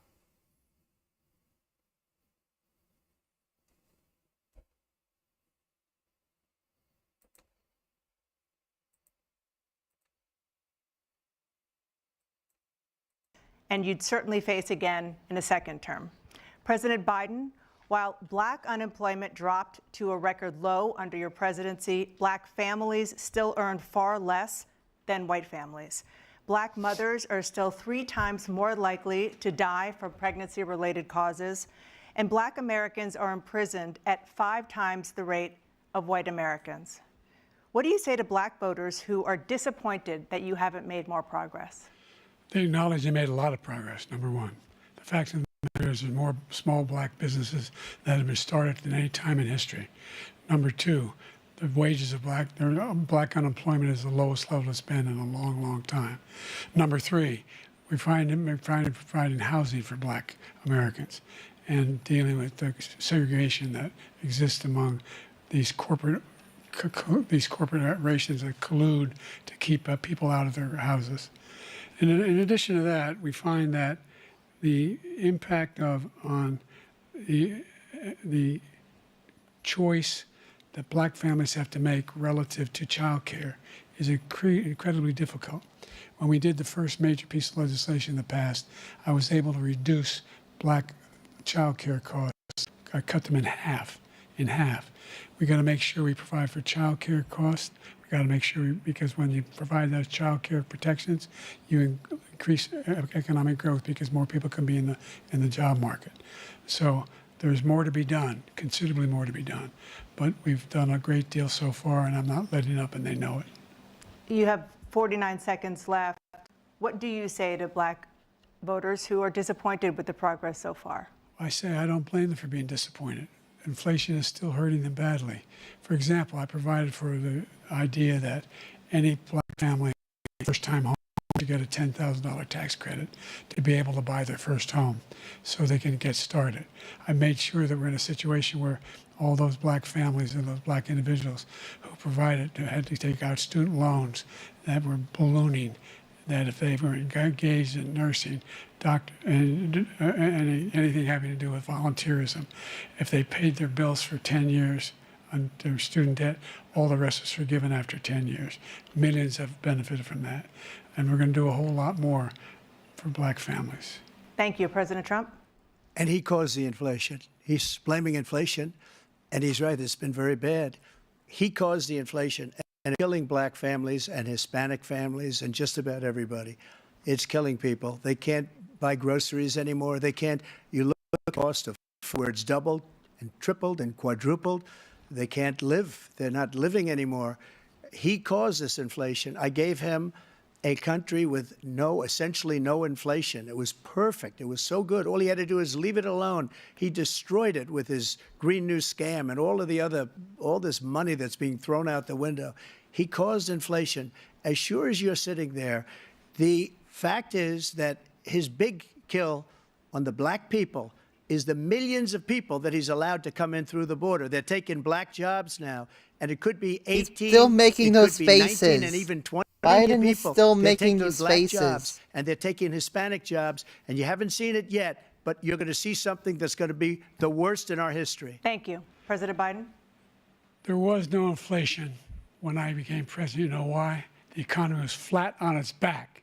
15% unemployment. He decimated the economy, absolutely decimated the economy. That's why there was no inflation. But COVID at the decimated the time. There were no economy. jobs. We provided thousands and And then we millions got of jobs inflation for while he individuals was who were in all in this communities, first including term. minority communities. We made sure that they have health insurance. We have covered, the ACA has increased. I made sure that there are $8,000 per person in a family to get written off for health care. But this guy wants to eliminate that. They tried 50 times. He wants to get rid of the ACA again. And they're going to try again if they win. You find ourselves in a position where the idea that we're not doing any, we put more police on the street than any administration has. He wants to cut the cops. We're providing for equity and making sure people have a shot to make it. There's a lot going on, but in inflation, he caused it. Yeah, by we're his trying to get back to that pre-COVID tremendous level since. malfeasance in the way he handled the Nothing's pandemic. working, though. Thank you. Another persistent challenge is the climate crisis. 2023 was the hottest year in recorded history, and communities across the country are confronting the devastating effects of extreme heat, intensifying wildfires, stronger hurricanes, and rising sea levels. Former President Trump, you've vowed to end your opponent's climate initiatives, but will you take any action as president to slow the climate crisis? Well, let me just go back to what he said about the police, how close the police are to him.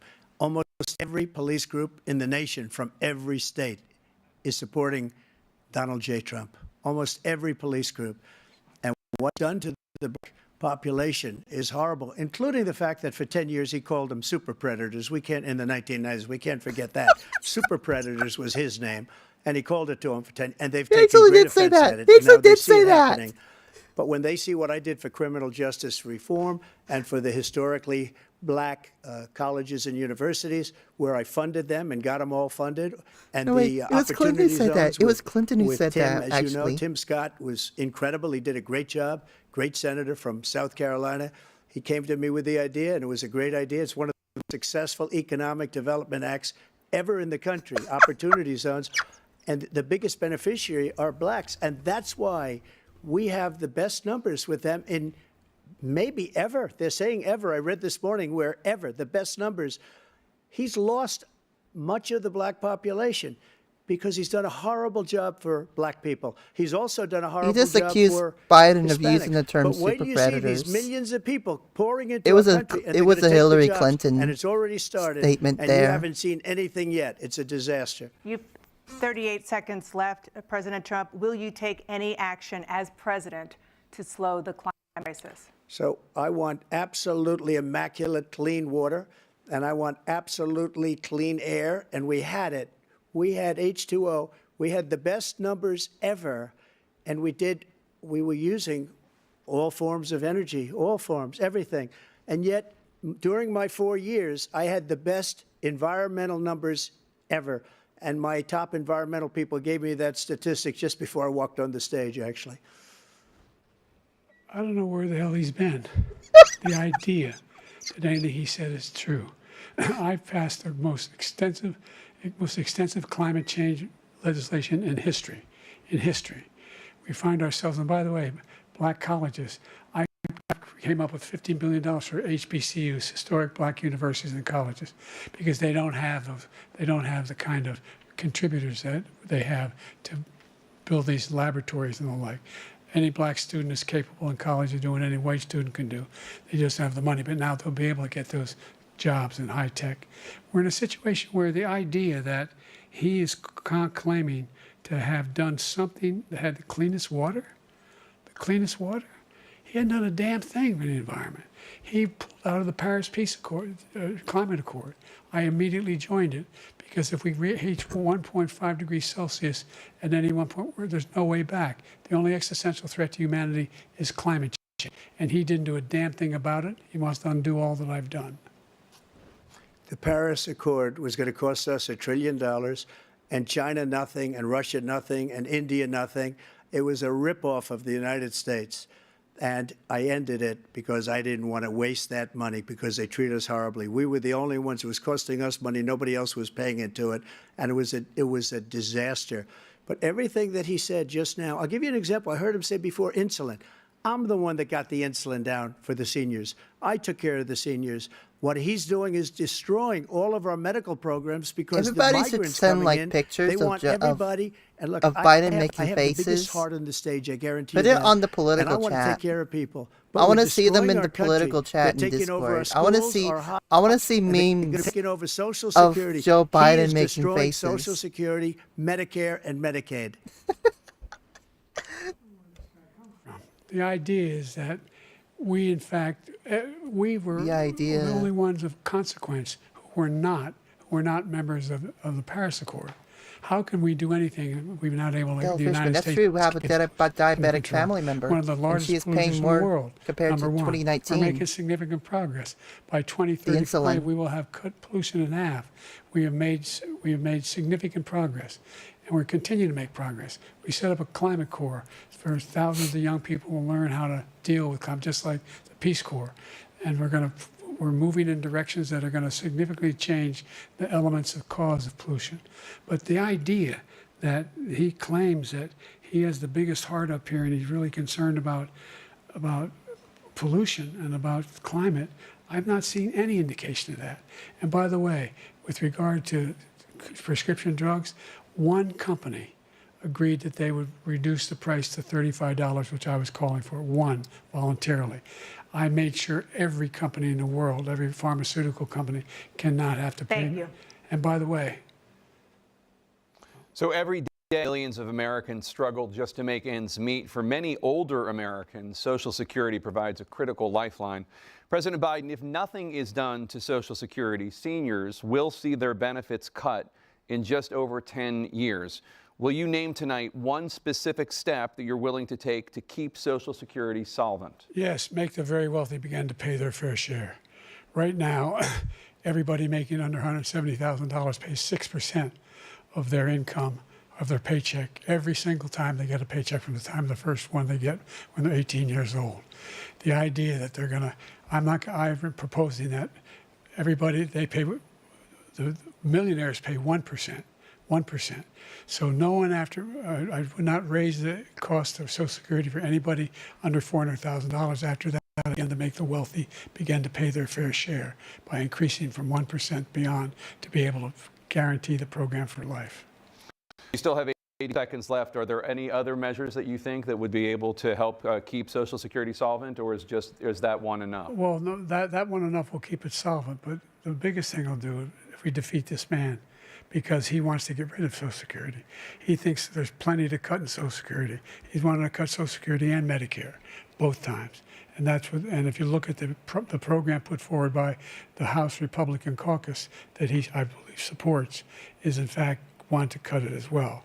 The idea that we don't need to protect our seniors is ridiculous. And by the way, the American public has greater health care coverage today than ever before. And on the ACA, as I said, you're in a circumstance where 400,000 people, 40 million people would not have insurance because they have a pre-existing condition. The only thing that allows them to have that insurance is the fact that they, in fact, are part of the ACA. And by the way, the other thing is, we're in a situation where I talk about education for communities. I've raised the amount of money for Pell Grants by another $8,000. So anybody making under $70,000 a year is going to be able to get $15,000 toward their tuition. He just doesn't know what he's talking about. Thank you, President Biden. President Trump. So I've dealt with politicians all my life. I've been on this side of the equation for the last 8 years. I've never seen anybody lie like this guy. He lies. I've never seen it. He can look you in the face about so many other things, too. And we mentioned the laptop. We mentioned Russia, Russia, Russia, Ukraine, Ukraine, Ukraine. Everything he does is a lie. It's misinformation, disinformation. The losers and suckers story that he made up is a total lie on the military. It's a disgrace. Social Security, he's destroying it because millions of people are pouring into our country, and they're putting them onto Social Security. They're putting them onto Medicare, Medicaid. They're putting them in our hospitals. They're taking the place of our citizens. What they're doing to the VA, to our veterans, is unbelievable. Our veterans are living in the street, and these people are living in luxury hotels.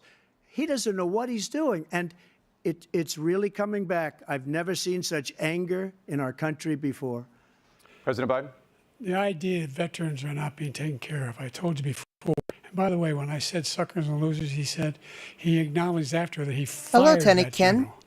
That general got fired because he's the one that acknowledged that that's what he said. He was the one standing with Trump when he said it, number one. Number two, the idea that we're going to be in a situation where all these millions and millions, the way he talks about it, illegal aliens are coming into the country and taking away our jobs.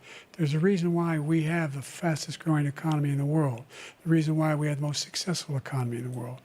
We're doing better than any other nation in the world. And by the way, those 15 Nobel laureates he talked about being phony, those 15 Nobel laureates, economists, they all said that if Trump is reelected, we're likely to have a recession and inflation is going to increasingly go up. And by the way, worst president in history, 159 presidential scholars voted him the worst president in the history of the United States of America. President Biden, thank you so much. Let's turn to the child care, which many American families struggle to afford. President Trump, both you and President Biden have tried to address this issue, but the average cost of child care in this country has risen to more than $11,000 a year per child. For many families, the cost of child care for 2 children is more than their rent. In your second term, what would you do to make child care more affordable? Just to go back, the general got fired because he was no good. And if he said that, that's why he made it up. But we have 19 people that said I didn't say it, and they're very highly respected, much more so than him. The other thing is, he doesn't fire people.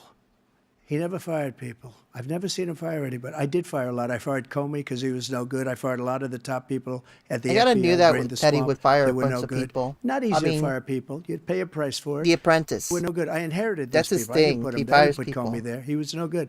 I fired him. This guy hasn't fired anybody. He never fires. He should have fired every military man that was involved with that the Afghanistan horror show. The most embarrassing moment in the history of our They country. should have turned the White House into like a reality Did you fire show. anybody? That would Did you have been fire entertaining. anybody that's on the border that's allowed us to have the worst border in the history of the world? Did anybody get fired for allowing 18 million people, many from prisons, many from mental institutions? Did you fire anybody that allowed our country to be destroyed? Joe, our country is destroyed as you and I sit up here and waste a lot of time on this debate. This shouldn't be a debate. He is the worst president. He just said about me because I said it. But look, he's the worst president in the history of our country. He's destroyed our country. Now all of a sudden he's trying to get a little tough on the border. He came out with a nothing deal, and it reduced it a little bit, like this much. It's insignificant. He wants open borders. He wants our country to either be destroyed or he wants to pick up those people as voters. And I don't think we just can't let it happen. If he wins this election, our country doesn't have a chance, not even a chance, of coming out of this rut.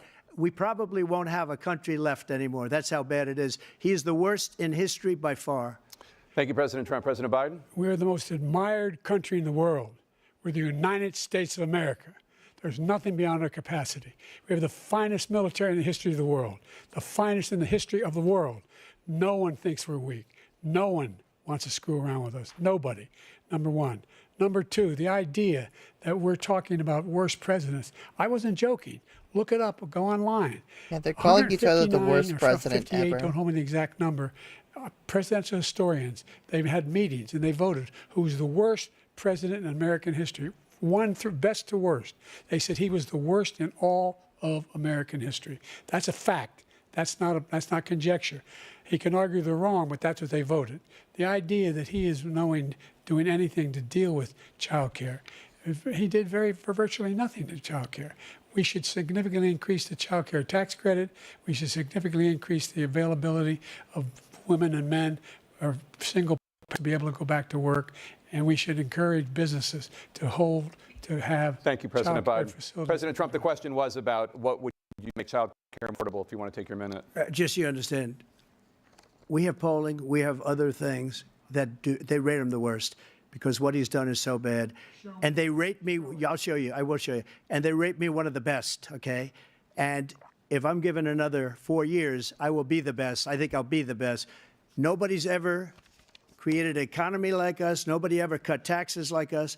He's the only one I know. He wants to raise your taxes by 4 times. He wants to raise everybody's taxes by 4 times. He wants the Trump tax cuts to expire. So everybody, including the two of you, are going to pay 4 to 5 times. Nobody ever heard of this before. All my life, I'd grow up and I'd see politicians talking about cutting taxes. When we cut taxes, as I said, we did more business. Apple and all these companies, they were bringing money back into our country. The worst president in history by far, and everybody knows it. President Biden? Look, the fact of the matter is that he's dead wrong about, he's increased the tariff, he will increase the taxes on middle-class people. I said I'd never raise a tax on anybody making less than $400,000. I didn't. But this tariff is 10% tariffs. Everything coming into the country, you know what the economists say? That's going to cost the average American $2,500 a year more because they're going to have to pay the difference in food and all the things that were imported. Number two, he's in a situation where he talks about how he has not raised, he's somehow helped the middle class. The middle class have been devastated by you. Now you want a new tax cut of $5 trillion in the next 10 years, which is going to fundamentally bankrupt the country. You had the largest deficit of any president in American history, number one. Number two, you have not, in fact, made any contact, any progress with China. We are at the lowest trade deficit with China since 2010. Thank you, President Biden. You lost Thank you, President Biden. Let's discuss an epidemic impacting millions of Americans that both of you have made a top priority in your first term, the opioid crisis. And for both of you, the number of overdose deaths in this country has gone up. Under your term, it went up. Under your term, it has gone up. Former President Trump, despite the efforts that both of you have made, more than 100,000 Americans are dying from overdoses every year, primarily from fentanyl and other opioids. What will you do to help Americans right now in the throes of addiction who are struggling to get the treatment they need? To finish But up, opioids at Schedule we 1. now have the largest deficit in the history of our country under this guy. We have the largest deficit with China. Make He gets weed paid by legal. China. He's a Manchurian candidate. Replace he gets money from opioids with China. weed. So I think he's afraid to deal with them or something. But do you notice he never took out my tariffs because we bring in so much money with the tariffs that I imposed on China. He never took them away. He can't because it's too much money. It's tremendous. And we saved our steel industries, and there was more to come, but he hasn't done that. But he hasn't cut the tariffs because he can't, because it's too much money. But he's got the largest deficit in the history of our country, and he's got the worst situation with China. China's going to own us if you keep allowing them to do what they're doing to us as a country. They are killing us as a country, Joe, and you can't let that happen. You're destroying our country. So, President Trump, you have 67 seconds left. The question was, what are you going to do to help Americans in the throes of addiction right now who are struggling to get the treatment they need? Jake, we were doing very well at addiction until the COVID came along. We had the 2.5, almost 3 years of like nobody's ever had before, any country, in every way. And then we had to get tough. And it was the drugs pouring across the border it started to increase. We got great equipment. We bought the certain dog that's the most incredible thing that you've ever seen, the way they can spot it. We did a lot. And we were getting very low numbers, very, very low numbers. Then he came along. The numbers, have you seen the numbers now? it's not only the 18 million people that I believe is even low, because the gotaways, they don't even talk about gotaways, but the numbers of the amount of drugs and human trafficking in women coming across our border, the worst thing I've ever seen, at numbers that nobody's ever seen under him because the border's so bad. But the number of drugs coming across the border now is the largest we've ever had by far. President Trump, thank you. President Biden? Fentanyl and the byproducts of fentanyl went down for a while. And I wanted to make sure we use the machinery that can detect fentanyl, these big machines that roll over everything that comes across the border. It's interesting. And it costs a lot of money. That was part of this deal we put together. It's like the two presidents This is bipartisan deal. fighting it out. More fentanyl machines, more be able to detect drugs, more I didn't even have a chance to say, agents, look, more get numbers ready of to rumble. all the border. And when we had that deal done, he called his Republican colleagues, said, don't do it. It's going to hurt me politically. No, he never argued it's not a good bill. It's a really good bill. We need those machines. We need those machines. And we're coming down very hard in every country in Asia in terms of precursors for fentanyl. And Mexico is working with us to make sure they don't have the technology to be able to put it together. That's what we have to do. We need those machines. Thank you, President Biden. President Trump, and again, the question is about Americans in the throes of addiction right now, struggling to get the treatment they need. Well, because this does pertain to it. He ended Remain in Mexico. He ended catch and release. I made it catch in Mexico, not catch and release here. We had so many things that we had done, hard negotiations with Mexico, and I got it all for nothing. It's just like when you have a hostage. We always pay $6 billion for a hostage. Every time we say it's a hostage. Now we have a hostage, a Wall Street Journal reporter, I think a good guy, and he's over there because Putin is laughing at this guy, probably asking for billions of dollars for the reporter. I will have him out very quickly as soon as I take office. Before I take office, I said, by literally, as soon as I win the election, I will have that reporter out. He should have had him out a long time ago, but Putin's probably asking for billions and billions of dollars because this guy pays it every time. We had 2 cases where we paid $6 billion for 5 people. I got 58 people out, and I paid essentially nothing. Thank you, President Trump. Dana? Let's turn to concerns that voters have about each of you. President Biden, you would be 86 at the end of your 2nd term. How do you address concerns about your capability to handle the toughest job in the world well into your 80s? Well, first of all, Honestly, neither of them spent should be half my president. career being criticized. We should have being like the an youngest age limit person in politics. I was the 2nd youngest person at 75. ever elected to the United States Senate, and now I'm the oldest. This guy's 3 years younger and a lot less competent. I think that just look at the record. Look at what I've done. Look how I've turned around the horrible situation he left me. As I said, 15 million new jobs, 800,000 manufacturing jobs, more investment in America, over billions of dollars in private investment in enterprises that we are growing. By the way, we brought an awful lot of people. Well, the whole idea of computer chips, we used to have 40% of the market. We invented those chips, and we lost it because he was sending people to find the cheapest jobs overseas and to bring home a product. So I went to South Korea. I convinced Samsung to invest billions of dollars here in the United States. And guess what? Fabs, they call that to build these chips. Those fabs pay over $100,000. You don't need a college degree for them. And there's billions, about $40 billion already being invested and being built right now in the United States, creating significant jobs for Americans from all over the world. President Biden, 40 seconds left. Would you like to add anything? Yeah, I would. The idea that somehow we are this failing country. I never heard a president talk like this before. We're the envy of the world. He sounds like Name me Darman. a single major country president who wouldn't trade places with the United States of America. You for see? all our problems and all our opportunities. We're the most progressive country in the world in getting things done. We're the strongest country in the world. We're a country in the world who keeps our word, and everybody trusts us. All of our allies and those who he cuddles up to, from Kim Jong-un, who he sends love letters to, and Putin, etc. They don't want to screw around with us. Thank you. Former President Trump, to follow up, you would be 82 at the end of your 2nd term. What do you say to voters who have concerns about your capabilities to serve Well, I took 2 tests, cognitive tests. I aced them, both of them, as you know. We made it public. He took none. I'd like to see him take one, just one, a real easy one. Like go through the first 5 questions. He couldn't do it. But I took 2 cognitive tests. I took physical exams every year. And, you know, we knock on wood wherever we may have wood. I'm in very good health. I just won 2 club championships, not even senior, 2 regular club championships. To do that, you have to be quite smart, and you have to be able to hit the ball a long way.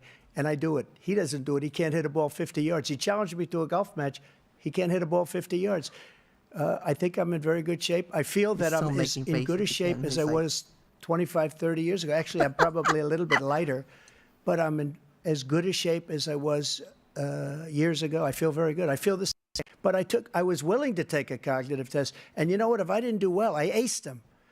Dr. Ronnie Jackson, who's a great guy when he was White House You'd only doctor, take and then I took another Biden one, a to one of similar his own one. golf courses. And one of them said they've never seen anybody ace him. Because he owns Thank the you. golf balls. President Biden? Golf You can clubs. see he is 6'5" and only 223 pounds, or 235 pounds. Well, you said 6'4", 200. Well, anyway, that's what anyway, just take a look at what he says he is and take a look at what he is. Look, I'd be happy to have a driving are you contest. with debating him. over weight The reason now? I got my Really? handicap, which when I was vice president, down to a 6. Are we going to have to And by the way, weigh- I told you a before, I'm weigh-in happy to play for golf both if you president? carry your own bag.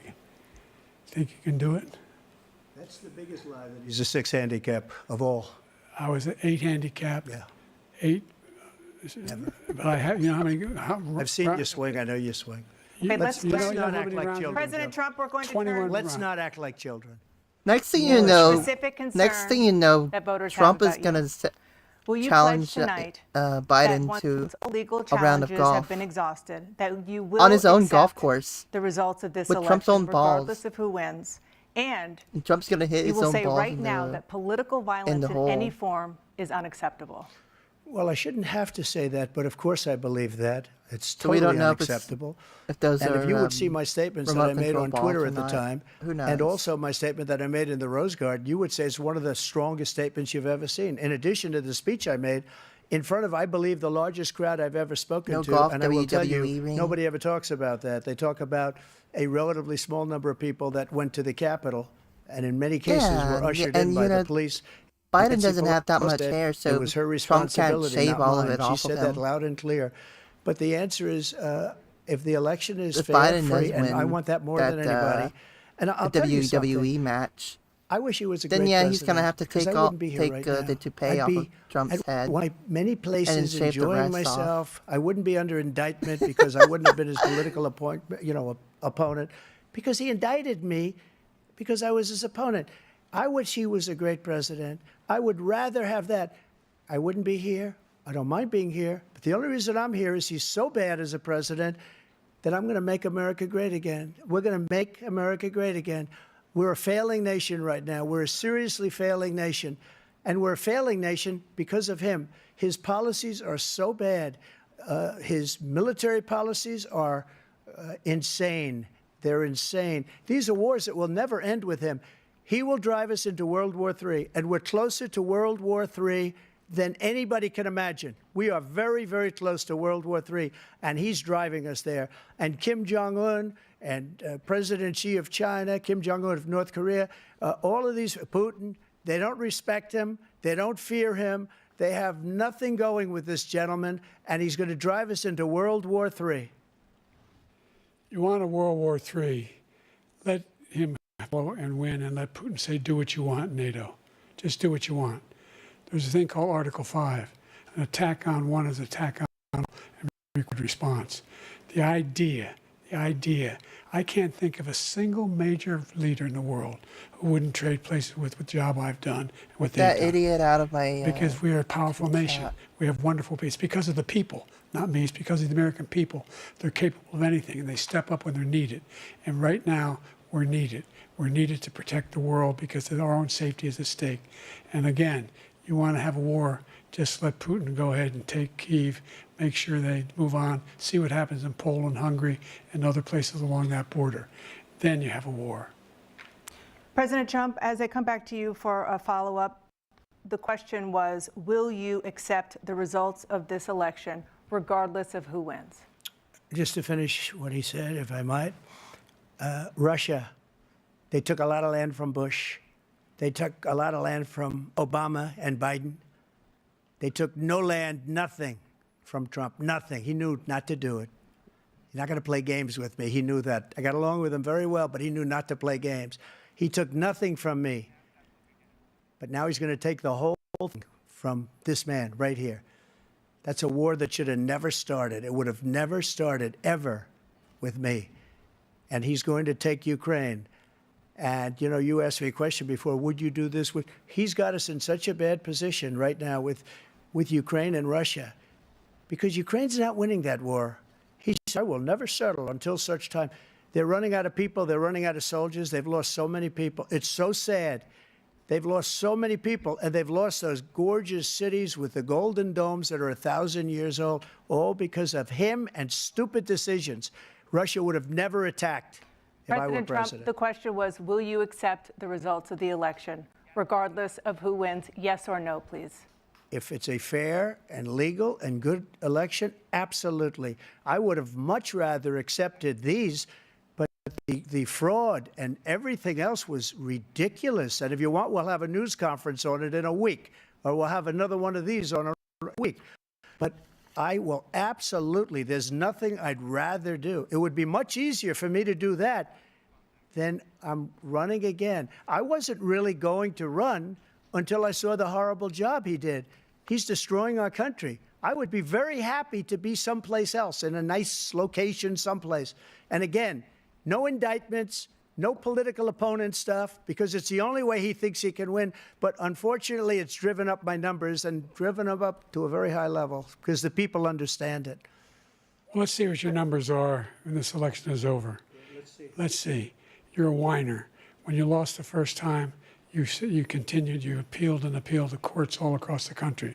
Not one single court in America said any of your claims had any merit, state or local, none. But you continue to provoke this lie about somehow there's all this misrepresentation, all this stealing. There is no evidence of that at all. And I tell you what, I doubt whether you'll accept it because you're such a whiner. The idea if you lose again, you accepting anything, you can't stand the loss. Something snapped in you when you lost the last time. We'll be right back with more from the CNN presidential debate.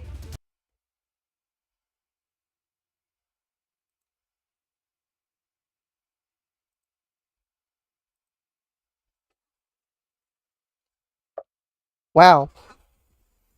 Yeah, that's...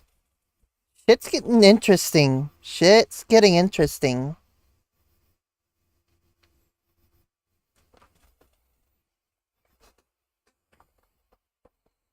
Alright, everybody in all the chats, y'all should go ahead and just post it in the chat. I had a poll earlier, but it was either a tie or the second time nobody voted in it. Y'all go ahead and post it in all the chats who you think is winning and why.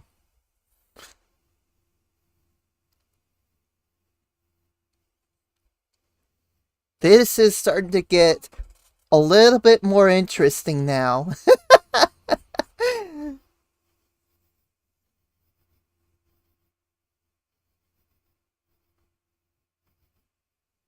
It's a good thing I've got this popcorn over here. As a matter of fact, let's take a little break. Let's break out the tobacco. Let's break the tobacco out. I want to break the tobacco out before they start the with the questions again.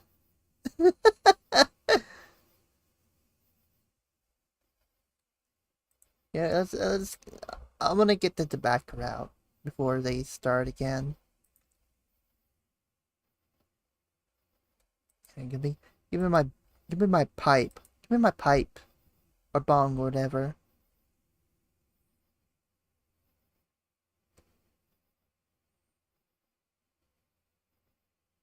So we just waiting and waiting and waiting for them to come out of their ad break again.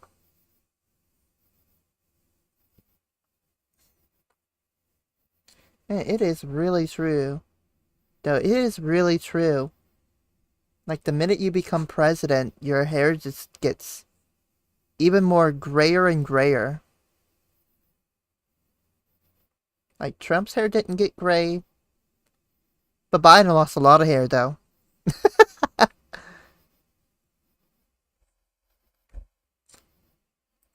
Like, he was much more balder than he was after he became president.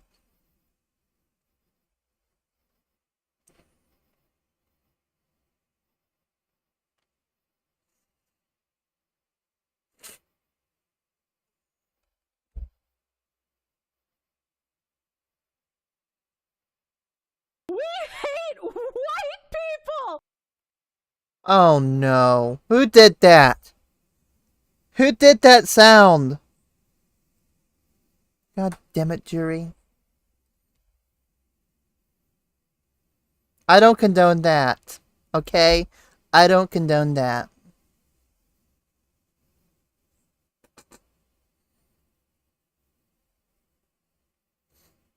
I don't condone Kirsha saying she hates white people.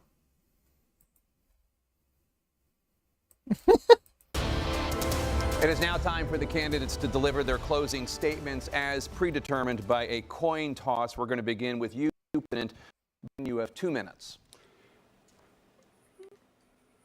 We've made significant progress from the debacle that was left by President Trump in his last term.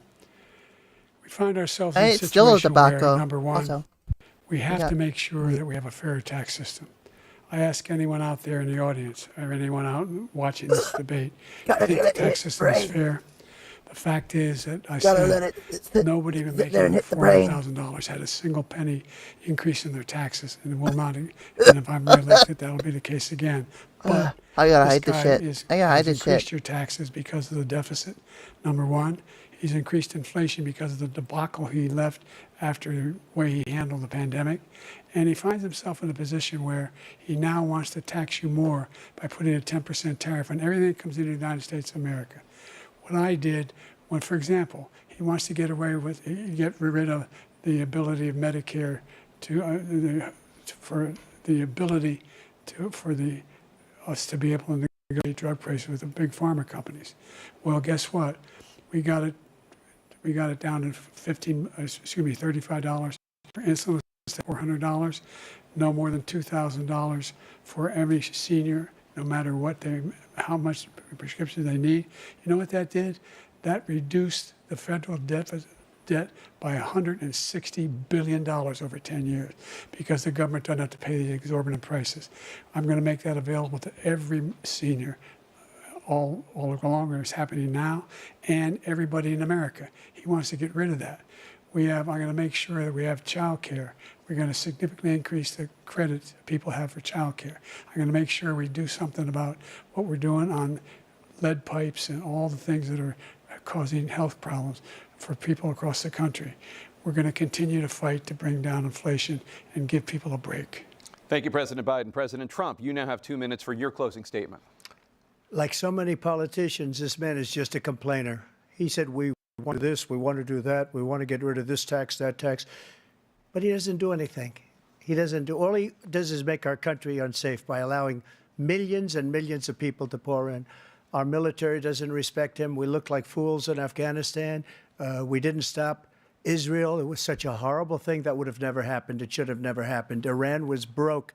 Anybody that did business with Iran, including China, they couldn't do business with the United States. They all passed. Iran was broke. They had no money for Hamas or Hezbollah, for terror, no money whatsoever. Again, Ukraine should have never happened. He talks about all this stuff, but he didn't do it. For 3.5 years, we're living in hell. We have the Palestinians and we have everybody else rioting all over the place. You talk about Charlottesville. This is 100 times Charlottesville, 1,000 times. The whole country is exploding because of you, because they don't respect you, and they have to respect their president, and they don't respect you throughout the world. What we did was incredible. We rebuilt the military. We got the largest tax cut in history, the largest regulation cut in history. The reason he's got jobs is because I cut the regulations that gave jobs, but he's putting a lot of those regulations back on. all of the things that we've done, nobody's never seen anything like, even from a medical standpoint, right to try, where we can try space-safe materials instead of going to Asia or going to Europe and trying to get, when you're terminally ill, now you can go and you can get something. You sign a document. They've been trying to get it for 42 years. But you know, what we did for the military was incredible. Choice for our soldiers, where our soldiers, instead of waiting for 3 months to see a doctor, can go out and get themselves fixed up and readied up and take care of themselves, and they're living. And that's why I had the highest approval rating in the history of the VA. So all of these things, we're in a failing nation, but it's not going to be failing anymore. We're going to make it great again. Thank you, former President Trump, President Biden. Stay with us because we have full analysis of this debate. Anderson Cooper and Aaron Burnett starts now on CNN.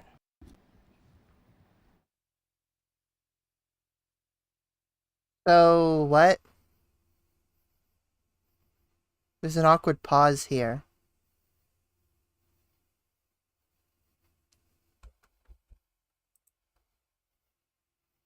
Like, is that it? Was that it? And that's a wrap. The first presidential debate. Wait, was that the whole... That was a shit ending. That ending sucked. That ending sucked. It was nothing like how... It wasn't anywhere near as epic as the endings during the 2020 and 2016 first debates. I mean, the first debate in 2016, that was legendary. That was a legendary right there. All right, let's go back. Let's do some. We're gonna do more call-ins again. I want to get everybody's reaction to the debate. That was an interesting debate. That was interesting. All right, let's go back in my Discord. We'll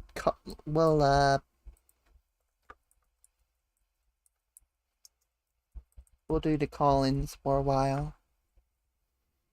And I'll rate out around 11. Want to get everybody's thoughts and opinions, though. So join my Discord.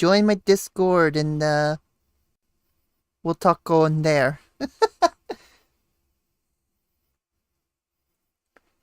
Alrighty, let's see here. Exclamation point Discord, and make sure you verify. And call in. I want to get people's opinions. And also, if you don't call in, go ahead and type in the chat who you thought won the debate tonight.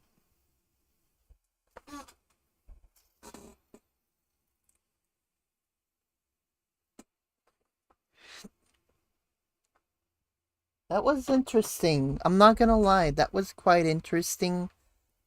I would have loved to have streamed the first debate in 2020, but I did not have the equipment to do that yet. I wouldn't get the equipment for it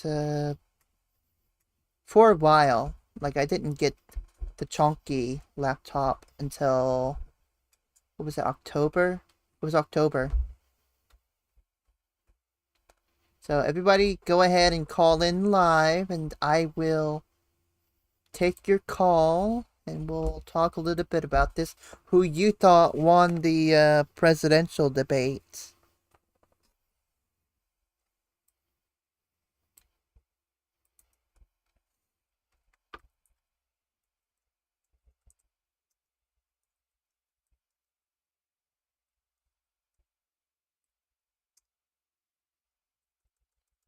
Let me see if I can get this to work.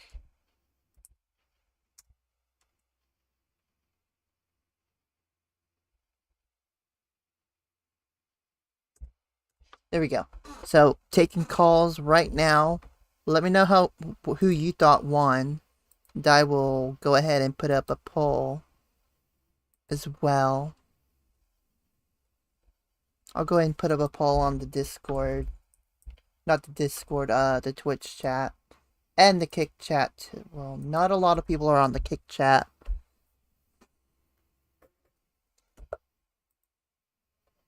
And of course, I will stream. I am gonna stream the next presidential debate. No doubtedly. This was kind of fun. I just wish I had more people to react with.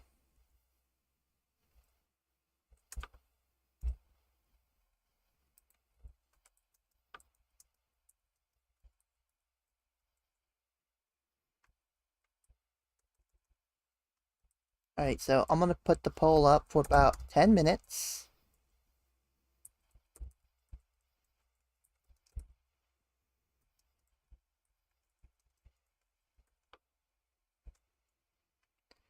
And you guys can answer in the chat room.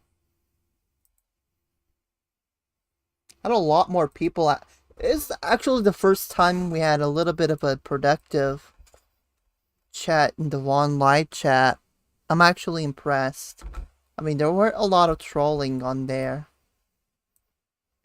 compared to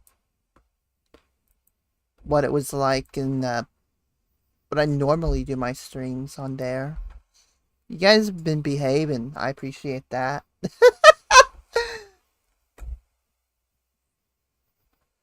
Although I can't really condone some of the stuff y'all were saying. But yeah. You're gonna lurk because you're neurodivergent. Well, enjoy the lurk, Dark Chaos. I appreciate you. Alright, let me see if anybody's on the line here. Do we have anybody on the line? Alright, it doesn't look like we have people on the line at the moment. That's fine. That's fine. Alright, we're gonna do some we're gonna do some chat room shoutouts and some Twitter shoutouts, and all of you guys go ahead and call into the Discord. I want to talk with you guys about the debate. Alright, let's see who we got here. We've got Travis the Nice Guy. We got Dark Chaos 15 in the house. Dale Fishman in the house. Unfortunately, I had to clear a little bit of my chat program here. Let me see if we can find anyone else in the chat room as well. Do we have anyone else in the chat? Alright, we still have a few people in the chat room, so let's go ahead and keep going. Alright, so we already said some of these names.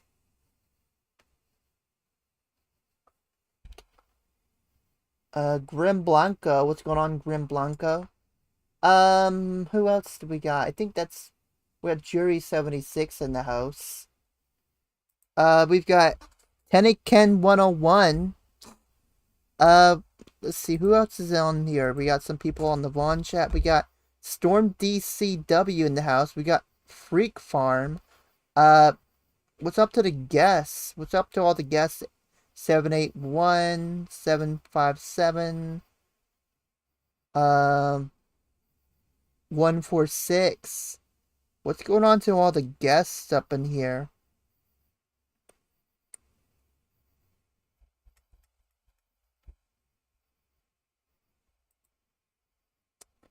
Alright, let's do some Twitter shoutouts now. We're gonna go ahead and do some Twitter shoutouts. Do we have anybody on Twitter? Do we have anybody on the Twitters and Mastodons? Alright, let's have a look.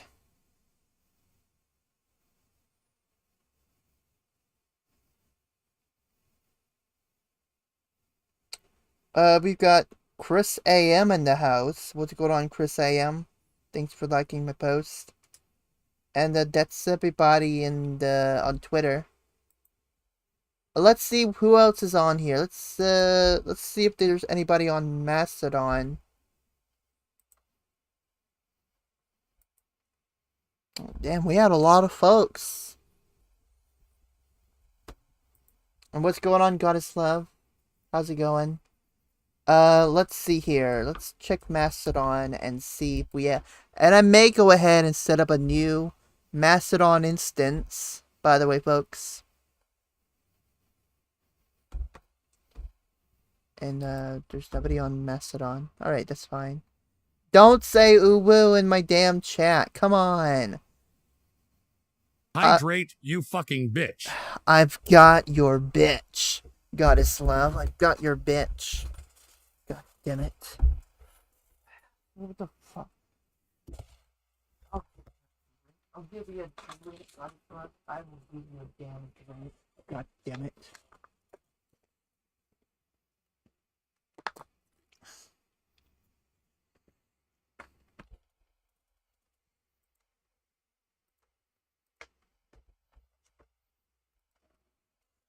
Alrighty, turn my music back on while you're at it too. Somebody go ahead and turn my music back on. Alrighty.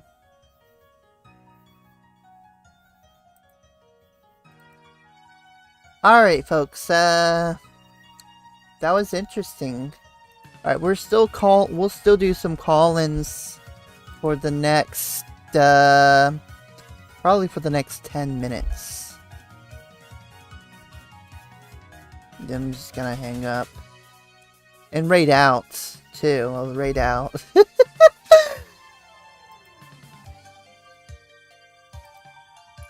Alrighty, somebody want to call in and talk about the debates? Talk about who... I want to know people's opinions on the Discord. Who won? Who lost? Exclamation point Discord in the Twitch. Or, you know, it's in my description too if you want to join my Discord and call in live. I know a few of y'all actually stuck it out with me. Y'all actually stuck it out with me and watched the debate with me. So I just want to get people's thoughts and opinions.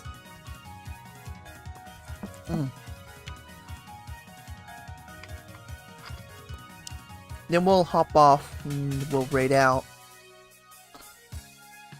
I'm surprised. Like, seriously, was Rumble being... Were we having issues with Rumble today? Send a test message. See, Rumble's not being difficult. What are you talking about? Oh yeah, oh shit. You mean to tell me I didn't have my...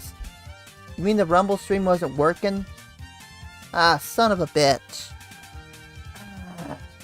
Son of a bitch, my Rumble stream wasn't working. I mean, that's the thing, my Rumble stream was not working, so I'll have to upload this on over the Rumble. I mean, seriously, Rumble's a pain in the butt to work with. I mean, seriously, how did you get... Nobody even told me I wasn't live on Rumble? I mean, are you serious? Come on. God dang it. Alright. Alright. I'll just keep the phone line up and running.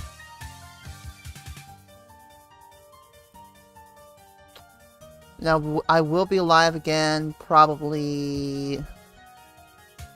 I'll probably go live again. What do I want to do next? When do I want to go live again? What else do I want to do? Like, I know the Class of 09, the re-up is on sale on Steam. I might play that. Can't believe I didn't even stream on Rumble. Are you... I'm gonna have to... It's definitely not like streaming on Twitch or Streamio or on Live, where I have a single passcode and server. I'll have to upload the stream onto Rumble.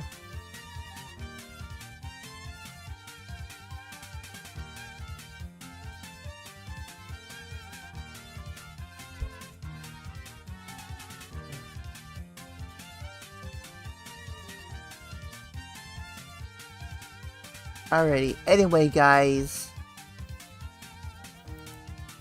Gales, non-binary cows. I'm gonna go ahead and start looking for someone else to raid. I believe I didn't stream on Rumble. Like, Dale Fisherman, why didn't you tell me I wasn't live? I already just assumed there was a bug on Rumble. You came at a bad time. I mean, you didn't have to give me that much information, Goddess Love. You didn't have to tell me that you came at a good or bad time. I didn't even need to know that.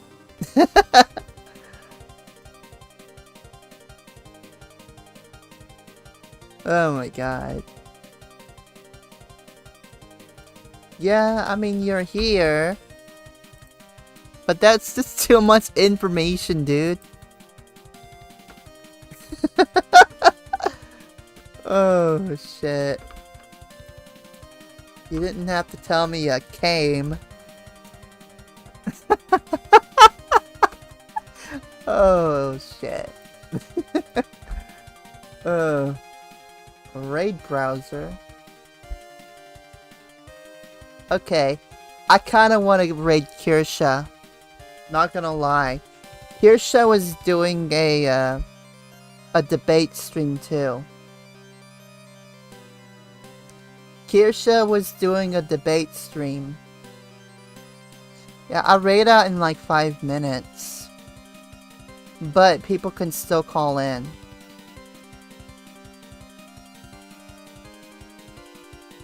People can still call in on Discord, and I'll stay as long as I need to.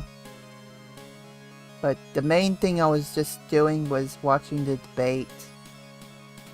I mean, that's the main thing, is me watching the debate with you guys.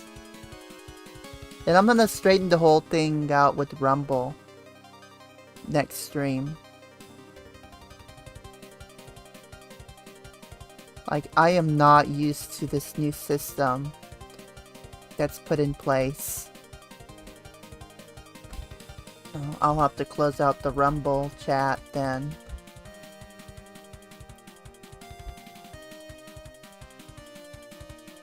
Like, quite a few people who popped in on one as well.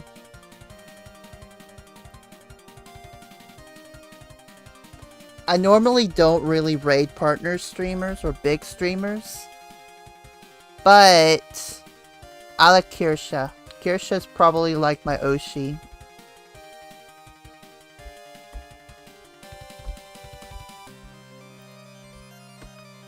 Kirsha is like my Oshi at this point. And she was watching the debate. So we'll go ahead and raid out to Kirsha. Just let me go ahead and do this.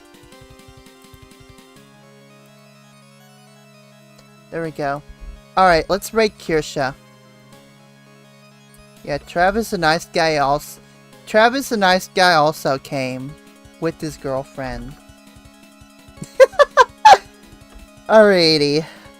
Raid message. Right there. Go say hi to Kirsha. Everybody go say hi to Kirsha. Yeah, Travis the Nice Guy and Goddess Love are perverts.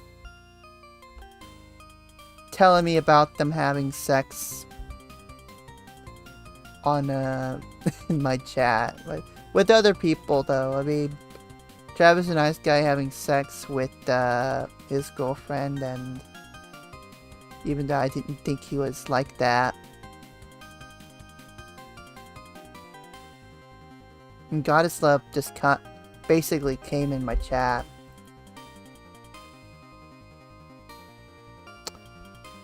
Alright,